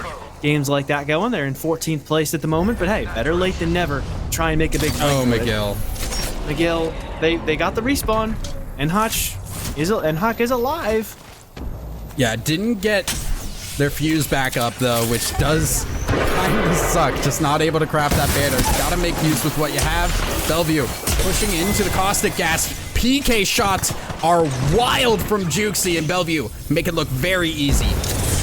Oh, they res. They get it off. Somebody got shot at in the middle of that process, but now Utah Valley Green are trying to make a play for the other side of this ring, just anywhere else in this POI but where they are, because it is such a tough spot to move through. But KSU, who are shooting at them, also have to rotate themselves, but it's Jukesy from behind to get a big kill into Radioactive. And Utah Valley Green now needs to get that res off and then start to rotate because they're still not in here. Team just above them. Already Smiggle's knocked down. Radioactive Poop trying to outlive the ring. Big kills for Badger. He can get some reses off too, so how has this worked out for them? Bellevue, they see it. Can they do anything? Get the headshot with the scout. Juxi is a monster right now. Shield swap onto one. Gonna use the Newcastle to just take space right now. Using that PK. Juxi trying for another kill. Not landing the shots. Another revive trying to get it. Will crack the shield, and Utah Valley Green taken out by Bellevue Gold. IUP Crimson, the lone team on a rat. Ottawa Braves are still here. And I think Bellevue, with all the kills they've gotten already and the ring continuing to pull to the middle, they should be good for match point. Yeah. I feel like it's got to be, if not locked in, it should be locked in soon. Ottawa Braves, though, the team already there, the only team that can make that fact irrelevant, are holding out West Virginia Wesleyan, but this Ottawa Braves position isn't in the next ring. And so West Virginia might be able to leverage that to their own advantage. That evac tower's not going to get over the wall, so they've got to try and walk it. But there's another team on the building directly ahead of them. It's going to make it hard. Another team just out to the right. That's no. UMN. They're making some noise. Don't see the members in front of them, and Dean is in trouble. It's to cover. Mirage Q out to try and distract. Gets a little bit of info from that clone, but just not going to do an awful lot. UMN, another team that, while they are in a good spot to gatekeep, they also need to rotate forward. West Virginia now going to move on to this building here, and this is again where that fuse can come in clutch. Shields put up by IUP. Ottawa Braves still holding and waiting here. They're starting to fall behind the pack because you can see they're still all on blue shields. That's not enough for them. They need to get purple shields pretty quick. 96 Evo away from that next shield level is Logan Reed, but there's a team directly on his left. The building is still in as well, so they might be able to chow from the height, and they're looking down on that fight. Logan Reed and company can just stare at this, get a knockdown, but another knockdown found in return. That's Jose M, though. That's on Bellevue.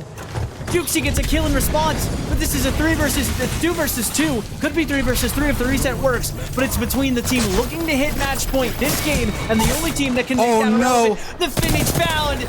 It might just be a game number 7 on Broken Moon. Knock and Finn found for RJ, but with that he gives up his position, and so surely he won't be long for this world. Oh no. Oh, it looks so bad right now. Nice super glide. HP, stuck behind a care pack. Oh, it was the Whistler.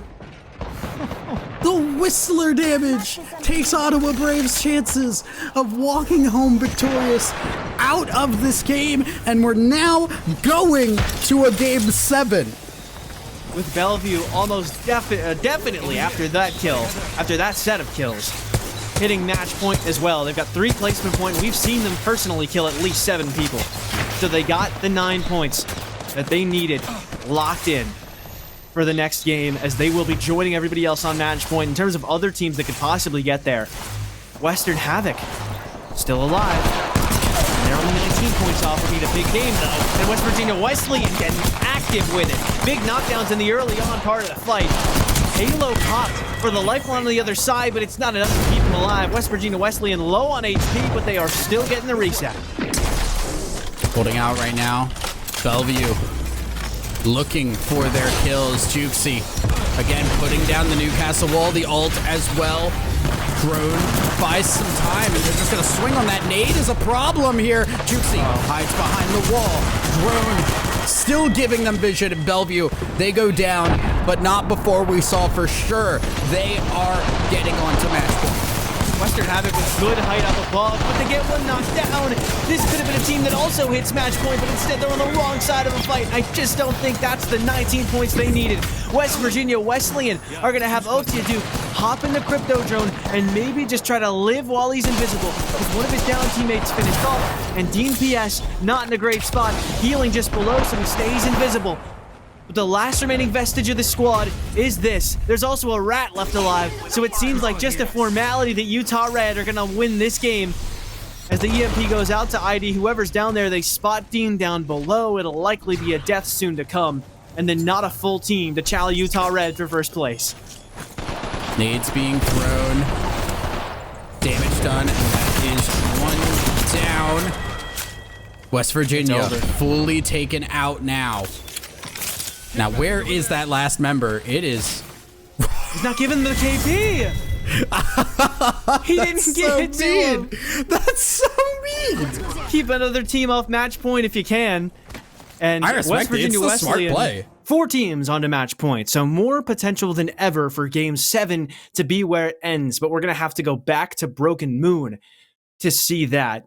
Already, Robert Morris looking out here. We've seen them do this before. When they've been close by, they've made the move first because they don't want to get caught off guard, and a little bit of damage thrown down, but nothing to be gained from it. Just going to back away back to the team. Good poke. Less damage you have to do later to try and get some evo. You might as well take advantage of your good drop spot as Drips getting some poke in as well, or at least trying to. Losing HP for it. Thermited down to relatively low health. Only a quarter of his HP left and his shield fully cracked. Will remedy that for now. But getting very heavily pressed to try and not catch the smoke from UT Dallas. San Jose State already doing some big damage early though. So they're looking for some early KP. A Pathfinder on the wrong end of it. Not the only one now, as we actually see a couple of Pathfinders through the lobby. Make that a few. We've got 3 of them. Windy taking big damage. Gab good on the cover, but now Gab taking damage as well, with Schmub doing big work. 2 players cracked on the other side of this, and San Jose State Blue, a team in dire need of points, could really run this down. Schmub moving forward. Sheila out, ready to go. Little bit of damage done, but out in the open here. Schmub's not in a good spot. Taking a lot, will fall. And San Jose State Blue now is a duo. I've got you. Good knockdown on the first, though, because even though they lost 1, they found a kill in the process. It was good from Viking Cap to capitalize and make it 1 player left on the other side of this. It might be a res facilitated, but I just don't think it'll be long-term because Adverse has already gotten knocked down. Viking Cap could just look for this last kill, and Windy, only about 50 health left on him, is not going to stand much of a chance. UM and Varsity, after what was really their first good game of the day, earlier today, getting 6 kills on both of their E-District games. Already dead on Broken Moon, the first team to die that made it into the lobby, and then Dev dead shortly thereafter. The Colonials from getting pushed on. Legit, that was a really cool play.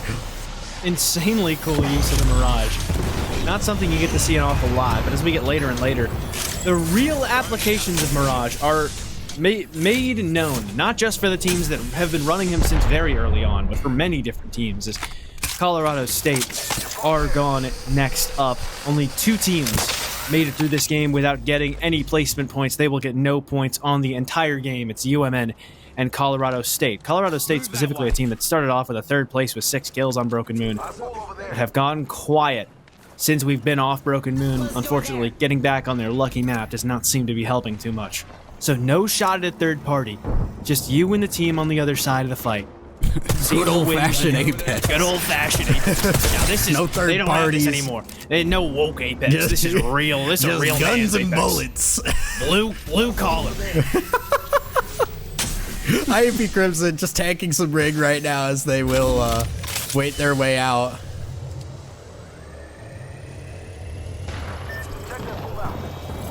I'm really scared to take this fight. Hesitant. They know what it means. As much as they know they need KP. Yeah, they know what it means to commit to the fight, but Andre gets credit with the kill onto Ever with a knockdown from the ring, and IUP just misplay it a little too much. Onion's almost cracked now. The knock and soon to be finished most likely found onto Psycho. Onions is getting away for now, but I just don't know if there's an awful lot left for him. West Virginia's behind them in the ring, and he has caught like every single Maggie ball. He's managed to make it work, and the Crypto Drone's out of range now too. Onions might actually get away. This is interesting though. All the Maggies and Fuse, like holding these areas goes from just tense to actively harmful between these 2 teams. Alternator on Fluky. We've seen a couple of those. but still feels crazy to see.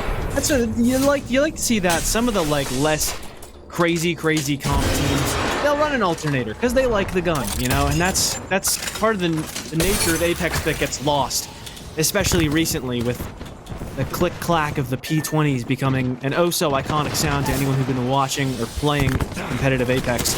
IUP Crimson did manage seemingly a reset on his Psycho, but now it's Ever. Or rather, the reset was found onto Ever, but now he's the one alive. It's Psycho knocked down, Ever 1 HP off of getting taken out, and both of those kills go to the Ottawa Braves, who have made their way through, found a decent amount of KP so far. They and UTD, both still alive. All of our match point teams still standing. Yeah, as a reminder too, we did have a couple of teams not in at the start of the game, so it is kind of just a slow game at the moment. Not a lot of full finishes have gone through. Bellevue on the outskirts here. They are within where this ring is going to continue pulling, just barely. Oh my gosh. Utah Red getting walked up on by Eclipse's work.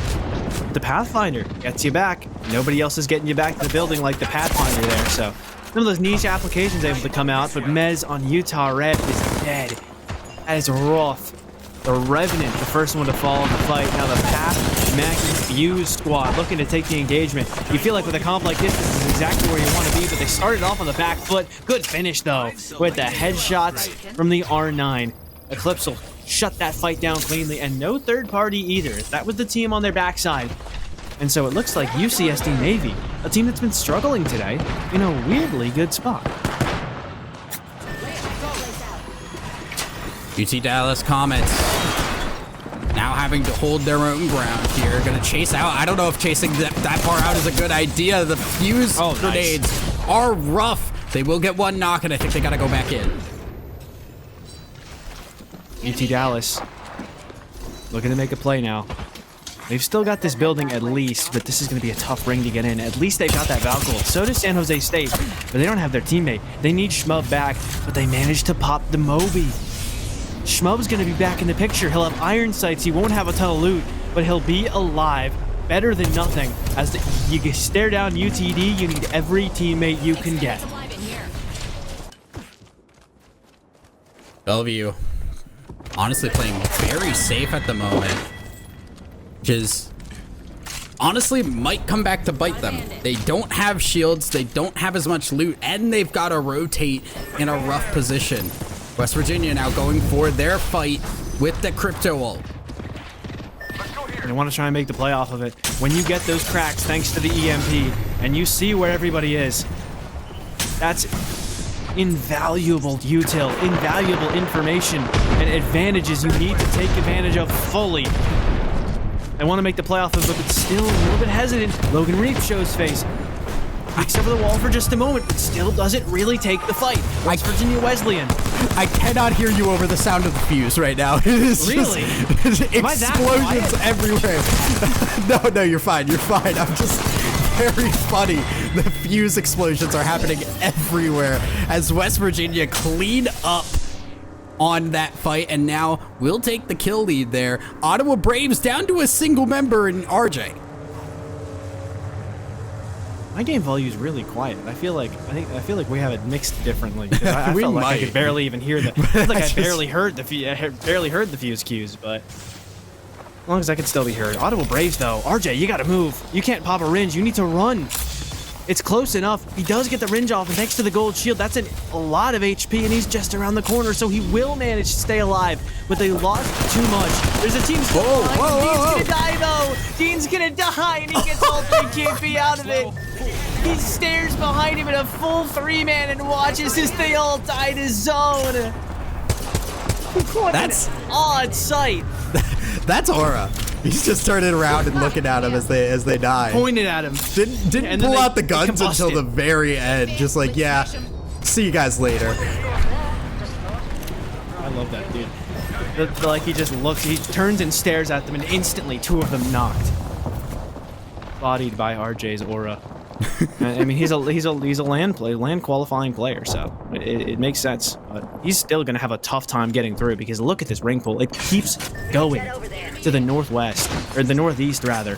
as UT Dallas Comets in a very rough spot as well, so they figure why not just take that as the opportunity to take some fights. Inkroc already knocked down. 3 versus 2 coming up.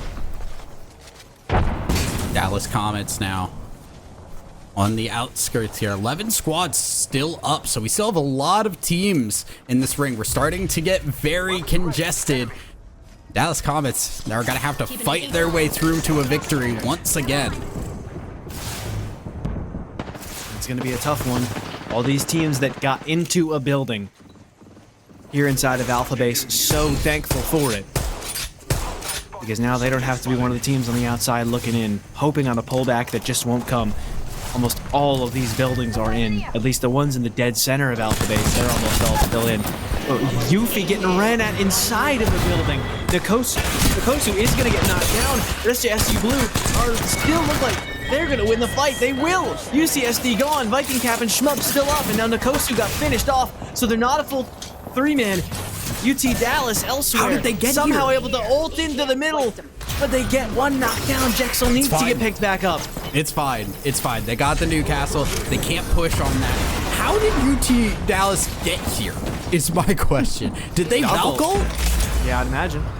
Can we look at the Valkyl? Yeah, okay, they Valkyl. Okay, because I was gonna say if they didn't Valkyl and they just walked there, that is very gutsy. Plot armor. Meanwhile, Bellevue, another match point team. Not looking so strong. It's only Jukesy left alive, and I think RJ's managed to sneak his way forward too. Haven't seen him go down in the kill feed just yet. The Utah Valley Black trying to make sure another squad goes down. That's Schmub going down first. Oh, SJSU no. look like they're getting finished off, and they do. But now Utah Valley Black is dying for it, and all the KP to UT Dallas. Top 8 for the remaining teams, but UTD now with 1, technically 2 on red. They're getting thirded, but they're already full. They got the entire reset off. And so now UNCW made to look silly for even thinking about running up on the Comets. UNCW shut down, Bellevue barely alive, and the same goes for the Ottawa Braves if they're even still here. It's got to be UT Dallas, surely. If there is a team that does end this here at game number 7, it is almost assuredly going to be UT Dallas. Now, McGill still here, obviously hurting right now. They don't have the ability to heal. Bellevue just waiting. Are we going for the recoveries? Oh my goodness, do we have? There's a respawn beacon that he put down up there already. You're kidding. There's no shot. There's no shot this works. Logan Reed got on top of the roof on the other side. He quickly moved on. He can get this off. Americans fighting inside, and one of them is UTD. This could be for the game, and it's not started off. Oh, no! They're gonna trade 1 versus 1, it looks like. But no, it's actually 1v2. Jexel going for the play. Gets another knockdown, but there was a reset found. And so Freddy Fazbear and Hotch could do it themselves. Freddy's down, though. Hotch could make it happen. No! 1 HP on Jexel. They're gone. McGill with the unluckiest day of And Bellevue's back! Saved the lobby, but Bellevue's back in. No way do we lose UT Dallas, and Ottawa Braves are back as a 3-man as well. How? This is insane. Robert Morris with the Kramer getting a crack right now as the ring continues to close. Round 5 with 6 squads remaining, 2 of them being full match point teams. Might have spoken a little too soon. I might have done that one. Well, you weren't so careful with the weapon you held in that position, but Spicy Boy very careful with the L-Star to make sure he gets the knockdown. Logan Reed picked back up, though. So safe in the corner for now, but only so safe as the Maggie Q comes in. They've got to delve further into that corner, reach further into their bag for whatever they've got left. RJ somehow able to get a reset off. He had to have crafted them. There's no way he got that deep into the ring. His teammates aren't going to have great loot, but RJ can do it himself if he wants. Knockdown onto Kachow, and a big frag to open it up for Ottawa Braves. That's the Colonials too, so that's one of those not match point teams, and every time we lose another match point team, it is just a little bit easier for Bellevue and Ottawa Braves. You can see running charge rifle with no scope. Not a fun time, but if you can make it work, you can make it work. Making contact here. If anybody can, it's one of the teams that's already made it to match point. They've been making a lot work today. And how much more can they make? McGill going to be one of the first teams to have to move. So even though you won a 3v3 against UT Dallas, you're not going to win the game that easily. The Ottawa Braves are moving so far forward. They're not getting challenged for any of this. RJ just allowed to walk all the way up. Nobody else using the angles they could have on his position. Oh no. Sin's now getting really threatened for it. Void up on top of the height of the ship is trying to take down this Newcastle. They've got it done. They lose one early. The Ottawa Braves haven't found kills anywhere else. Freddie Fazbear on the wrong side of the P20s for Logan Reef, though. That's the kills. RJ with more. Ooh. White on a Kennesaw State Black. And they're gonna get that Newcastle back up. Robert Morris down to a single member. Bellevue, they've lost it again. The ball has slipped out of their hands. I don't know how, but Ottawa Braves now one of the last remaining possibilities to end this here and now. There's one rat, and there's another two-man, and then a 3 versus 3. But Ottawa Braves are pretty alone. If they can keep living, they could maybe force a fight sooner. Bellevue on the wrong side. There's two They rats. can easily die for this. Wait, it's 2 rats. Never mind. And so the other squad, I think it's just Orange. 2 rats, and then yeah, it's UT Orange, the only team who could save us now. Red attempted, not found. Chow. It's the kill credit on the NMDB. It's attacked UC Orange. Both the rats are gone. 3 versus 3 for the tournament. Damage already done here. Logan Reef not full HP. Texas Orange have to go now. And Caden with a good kill. They get one. It's now Waikai, the only one down on their side. 1 for 1 though. Logan Reef trying to make a play, but he's solo on shield. Big kill with the full 1 versus 1. Sins on the low ground. They could use that against him. It's Newcastle though. The attempt at the Newcastle Red. They're gonna get it all. Spicy's boys gonna get it. You won. How did they win that? How did you win that? How did UT Orange win that game? Ottawa Braves have to be kicking themselves right now. That is Every chance. an insanely close finish. You could have walked away first place in the LCQs. Not able to get it done though. Seems like it. I want to do this. One would run We're anymore. running Seer, Vantage. Revenant would be meta. Oh my Yeah. gosh.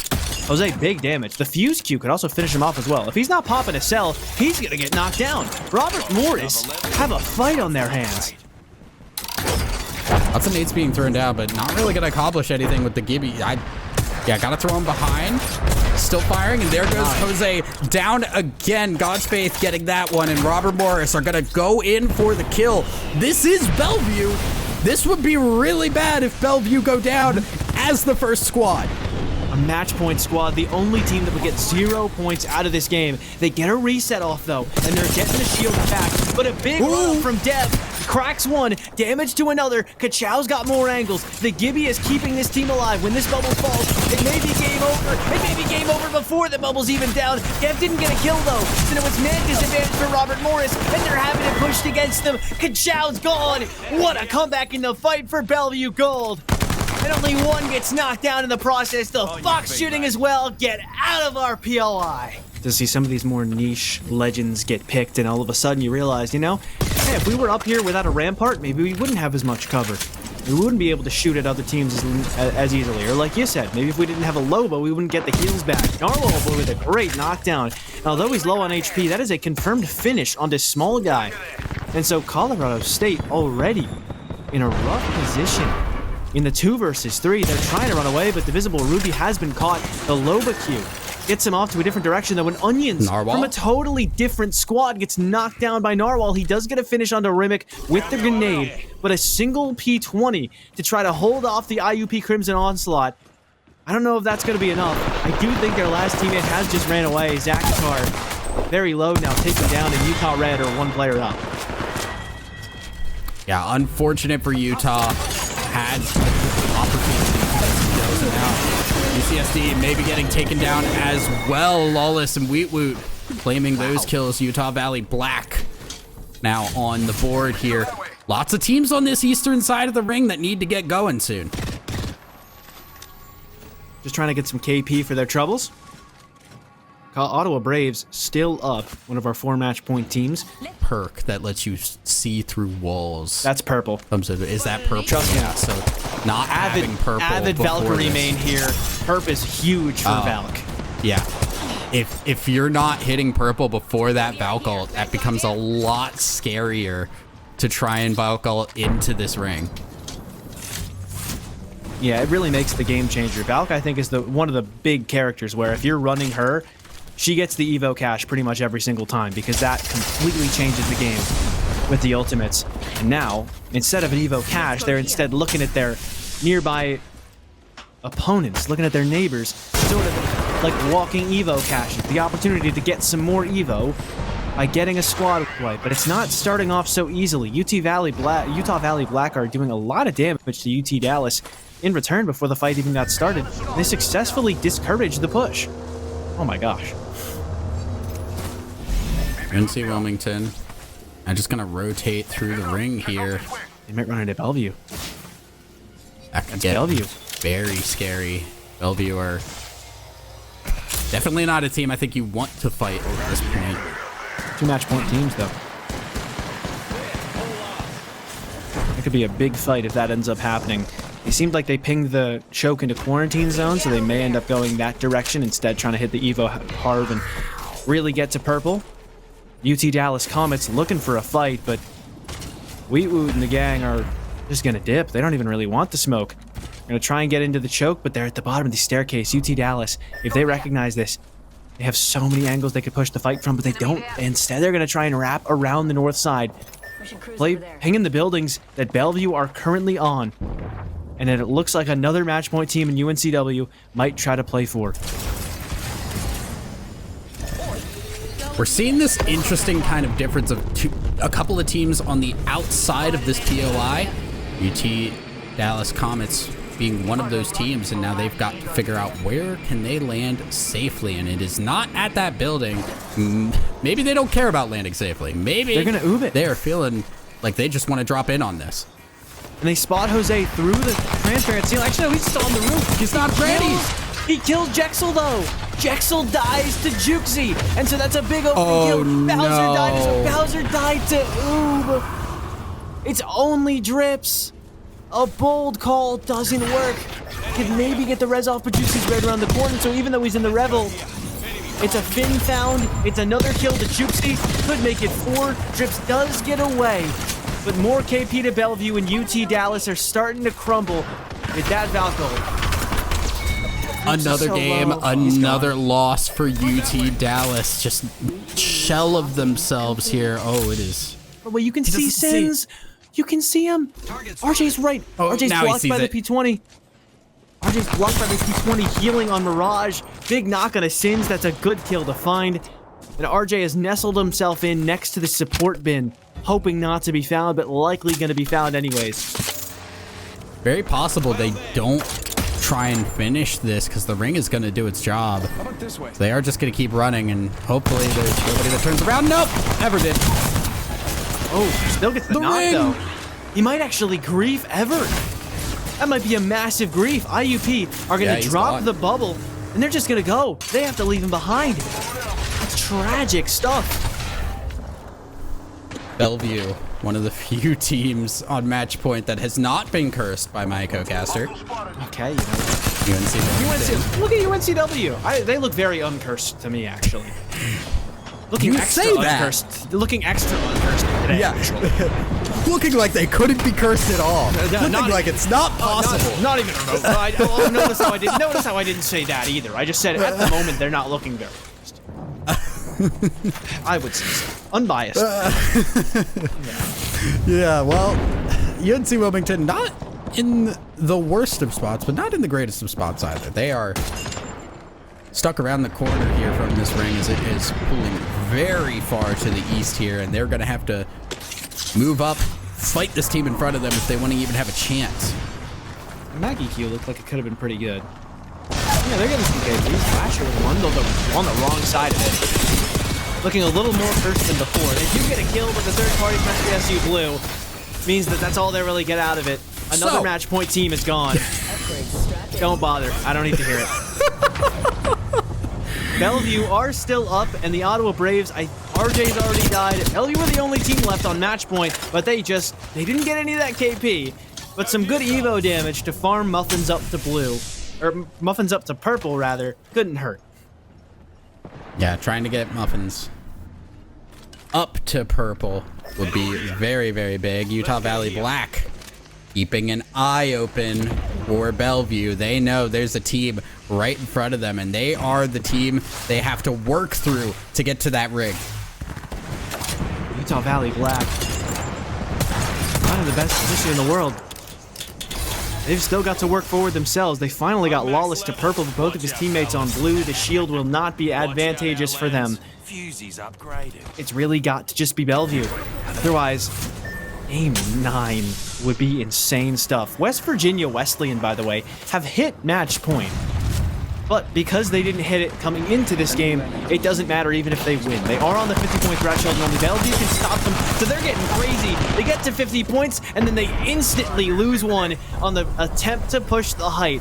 Invis res out onto Keandre. He will get back up, but SJSU Blue have good angles on this. And Otia Duke is down right after Keandre, soon to fall. Double kill for the charge. And Nikosu with a big 2K, not quite going to get the fins. And Dean has some area to res with. But SJSU Blue firmly stamp their position atop this house. SJSU Blue right now, keeping their eyes open. Maggie Q gonna buy some space here, but this is a tough rotate if I've ever seen one. Oh my gosh. An orange rifle up from the height. It's Viking Cap doesn't quite get the credit for the kill on one. Nikosu does find another knockdown. They're getting angled out now. Teams behind them as well could possibly have angles onto this roof. And the Rampart Qs aren't here. Shmub goes down. They don't have any cover. Nikosu's down as well. SJSU Blue had such a good opportunity, but they just barely missed out. Now he's going to walk into Bellevue if they don't kill him first, and they will. Texas Orange making a late push to be the winners of the LCQ. This way. Texas Orange feeling really solid right now. Kraber can be huge for Waikai. Oh, he got it. Yeah. Wasn't entirely sure, didn't want to say anything, but there was a little bit of risk on that one. I don't know why he did that. He has the red key. Wants to have the rep queue. West Virginia. Really damage down low. They might be able to just fully wipe this. Freddie Fazbear going knocked down. And there's another team down here too, it looks like. No, they've actually just lost the fight. Keandre, he needs to try and get more. There was a res found for Enhotch. Now he's on the wrong side of the Rampart shield. Just one more bullet landed for Keandre. But Enhotch is popping the heal, so he's gone invisible, I think. He popped the battery. Now Bellevue's gonna burst through. McGill is going. Keandre, we're down to 3 squads. Get the resin. We're down to 3 squads. One of them is Bellevue. Texas Orange. Gotta be them. They're the only team that can do it. Oh, it's still alive for Keandre. Get knocked down again. And that's now a 2-person squad for West Virginia. Can they get the res off? They're gonna have to try. Great spot. The other 2 teams are fighting. Wait, Bellevue's lost one. Oh, that's bad. That's really bad. They needed to evac up and try and take an engagement. They ended up falling back afterwards. Now they'll be able to recognize the Moby, though, and maybe kill the other team on the low ground, but they can't take a second place. They need to win. There's a fight going on, though. Texas Orange cannot die. They're getting knocked down on a Dean. They can't die for this, though. Otherwise, Bellevue can easily just win for free. Keandre wants the res. He can't get it. 3v3. Will Bellevue close it out here, or are we going back to Storm Point for Game 9 somehow? Everything down to this. The Gibby ult being dropped by Bellevue. Muffins will take self-damage from this. Evac tower up. Didn't get any damage down. They're just gonna go halfway up here. They don't want to just walk up and take damage. His ends on the height. We're gonna have to chow them for this. I don't know if that was their last evac tower. Trying to sneak around to see if there's any easy way to get up this. They want to go for the climb. Juxie with the vert nades could end up being crucial. Surely they have to know. They've spotted them. They finally know where this Bellevue team is. So the vert nades come into the picture. Now that Bellevue has some information, but they just duck to the other side. UT Orange are getting pressured heavy for this, but no nades landing for anyone. Not even the thermites land here in Bellevue. Losing shields on one. The Sheila from above. There is that Gibby Dome to buy a little bit of time to heal, but that height advantage is a problem, and Texas Orange are just going to full send it. They've got every advantage in the world. Once the dome falls, it's going to be free, and even before that, they can easily wipe this. It's only down to 1, but there's not a chance in the world.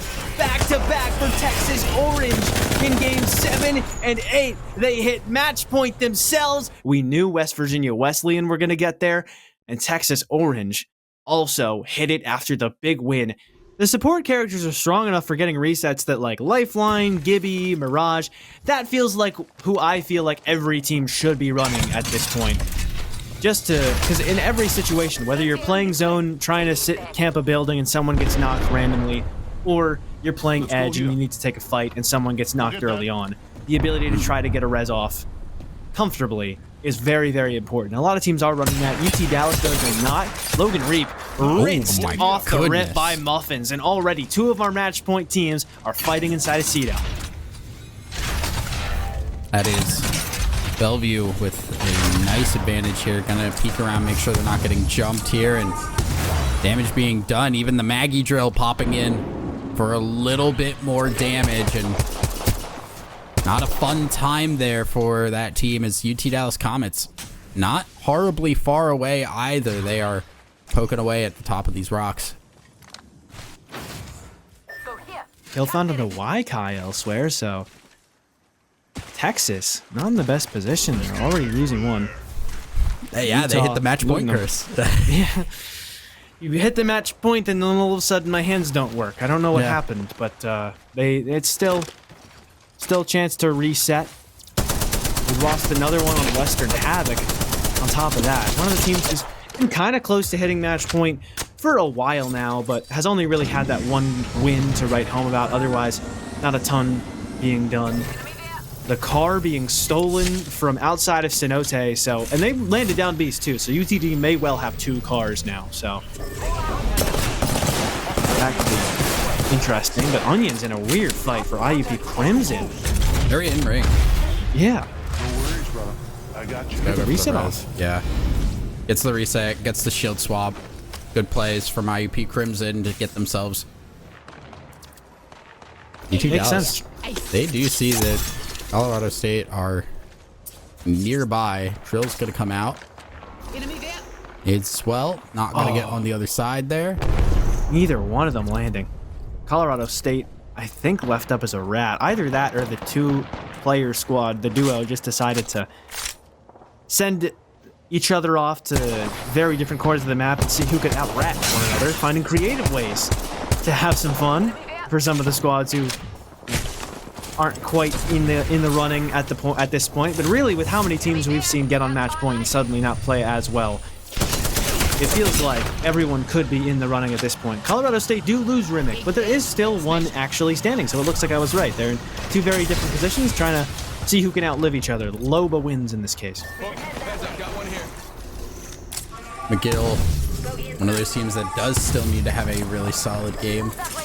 They'll be poking out in Cedo Station. Cedo Station is where this ring is ending, so it is going to be interesting, especially for the teams that are not already inside. And if they can hit purple on the doctor, it'd be a good opportunity to maybe get some info as to where they can get into. C3 Freaky trying to get a fight for UNC Wilmington, but on the wrong side of it to start. They pop the Halo, maybe get the res off, but Narwhal boys down. They're getting inted on by a Revenant, but the res has begun. Here comes the Watson trying to make a play, direct 1-for-1, but C3 Percy's back into it.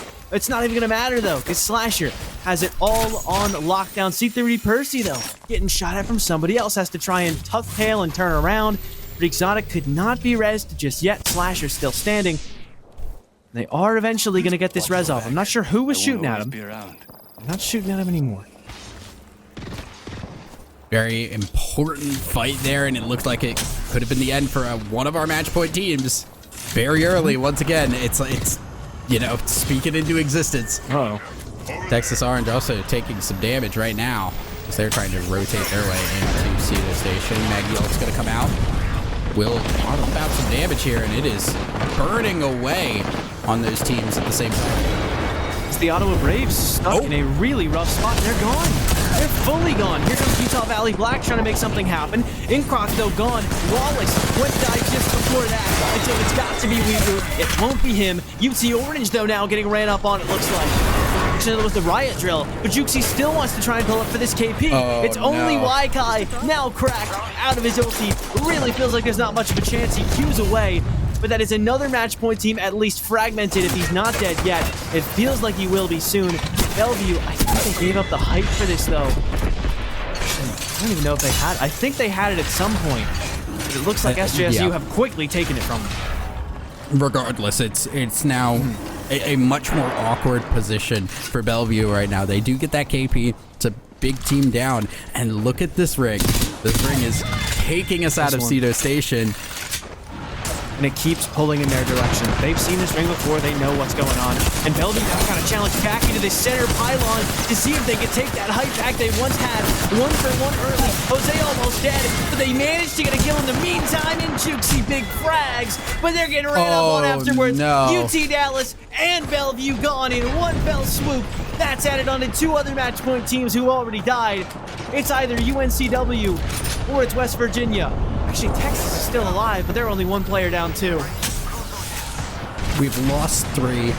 We are down to 3. And one of them is just a solo with very unlikely chance to actually get back into this game.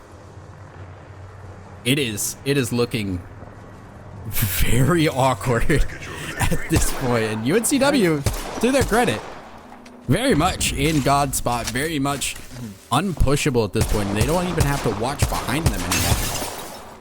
Well, the ring's closing this out. Their backs are clear, their backs have to be clear. It's really this team on the south side, the only real threat for the time being, and it's KSU. Sat inside of the tunnel, Rampart shields, making it a pretty safe spot to play. They can even farm some evil off the spiders as well. And maybe lock down a little bit of extra loot. But this is a UNCW. It's pulling right on top of them. I mean, this feels like plot armor. Yogi, let's attack there. Keep them on their toes. That place is our Yeah, this is tough. Like, obviously, a lot of people know UNCW is here. But what do you do about that? Because you're pushing up on a team from only really one side, and you have to go uphill. There's no really good answer outside hopefully getting help from other teams, that third party. And with this kind of a height, with nobody on their back, they can really focus up on teams that are going to try and walk them down. Ever manages to get up a little bit higher in terms of the Evo shield. But IUP Crimson, it's going to be a tough rotate for them. Maybe have to hope they can chill on the pills for a little bit, but there might already be a team ahead of them there. No, not quite, but still going to be limiting options when moving forward. AP Crimson taking some shots here from the charge rifle. This way, let's go. We can jet over there. San Jose kind of in a safe but not good position, if that makes sense. They've got to go a distance here, and it's not going to be very fun for them. West Virginia moving forward on the side here. They got to watch their back because Waikai is still back there. They know about him. Damage dealt. If the ring kills him, it'll be credited to West Virginia Wesleyan. They've got him stuck out in the middle of the open. Revolt popped, so he does get shot once. They barely can't see him. He will be allowed to heal up with the nade into the corner to try and maybe lock in some KP. And they get it eventually. Texas Orange is gone. West Virginia Wesleyan, really, I think the only team postured to actually do something about this UNCW position. If they can't do it, then UNCW will win the match point LCQ finals. 5 squads. West Virginia getting hit. Dean gonna heal up. Ring forcing a lot of these teams together, and that's the thing, right? UNCW, they can just watch as these teams eat each other alive. It is not that scary for them at the current moment. They can just, everything will cannibalize on this side of the map. Luckily, West Virginia Wesleyan also don't have a ton of ability to help them rotate forward. San Jose State Blue want to take the fight on the battery, and they get the fight they wanted. McGill Esports were sat there for so long, and they barely even do damage after getting wiped. Crypto EMP, though, it looks like West Virginia want to try to push this. They do get some damage from it, but it's immediately wiped out by that shield back. So they're gonna move up on top here, but they can't take the fight. Wait, UNCW pressed down to kill KSU. They have the whole side of the ring to themselves, and these last two teams are right on top of each other. Ooh, they got away with it. They did not get punished by that. They got the kill back for and then free. backed up. Those other two teams, they're right on top of each other, so they don't want to be the first team to move, because if they do, they get shot going up there. It's only San Jose State Blue. If SJSU Blue do not win this game, we end at match number 9. Sheila out to possibly try to shut down the evac tower, or at least punish someone going up. It's bait. They're trying to keep their eyes on it, going two different ways. Towers. Yeah, Low. no. Keon Drake's dead. Ote Duke might also be ripped for it as well. Not quite cracked yet. They want to go to the other side of the Jurassic fence, but they're getting punished for it severely. But now West Virginia, no. if they can do enough damage to UNCW here, this might open up an opportunity for San Jose State, but no. This team is still full on HP. 3 versus 3 with the game, this series on the line. They spot on an LCQ to possibly save it, but One knock. SJSU Blue lose the first fight. Slasher with a big kill. He's got time to bat as well thanks to the lifeline, and they can't get this res off. It's just a straight 2v3. Vert nade forward. Does do a little bit of damage, but not nearly enough. And with the dock thrown out, this is surely a plurality of a fight. The coach swings wide, and they might not be able to get it. The next stock is theirs as well. USC Wilmington, after being in second last after 3 games, locked themselves into the championship by winning the LCQ. Incredible back half of a series from UNCW to get themselves not just out of the bottom part of the standings, but up into match point in just a couple of games. Now walking away victors. As long as you eventually hit that match point threshold, it's a very, very productive format in terms of encouraging teams to persevere. And look at UNCW. 4th place in terms of total points on the day, but they get the win. We would have had 9 match point teams out of 16 still playing in the lobby if we got to game 10, but UNC Wilmington calls game.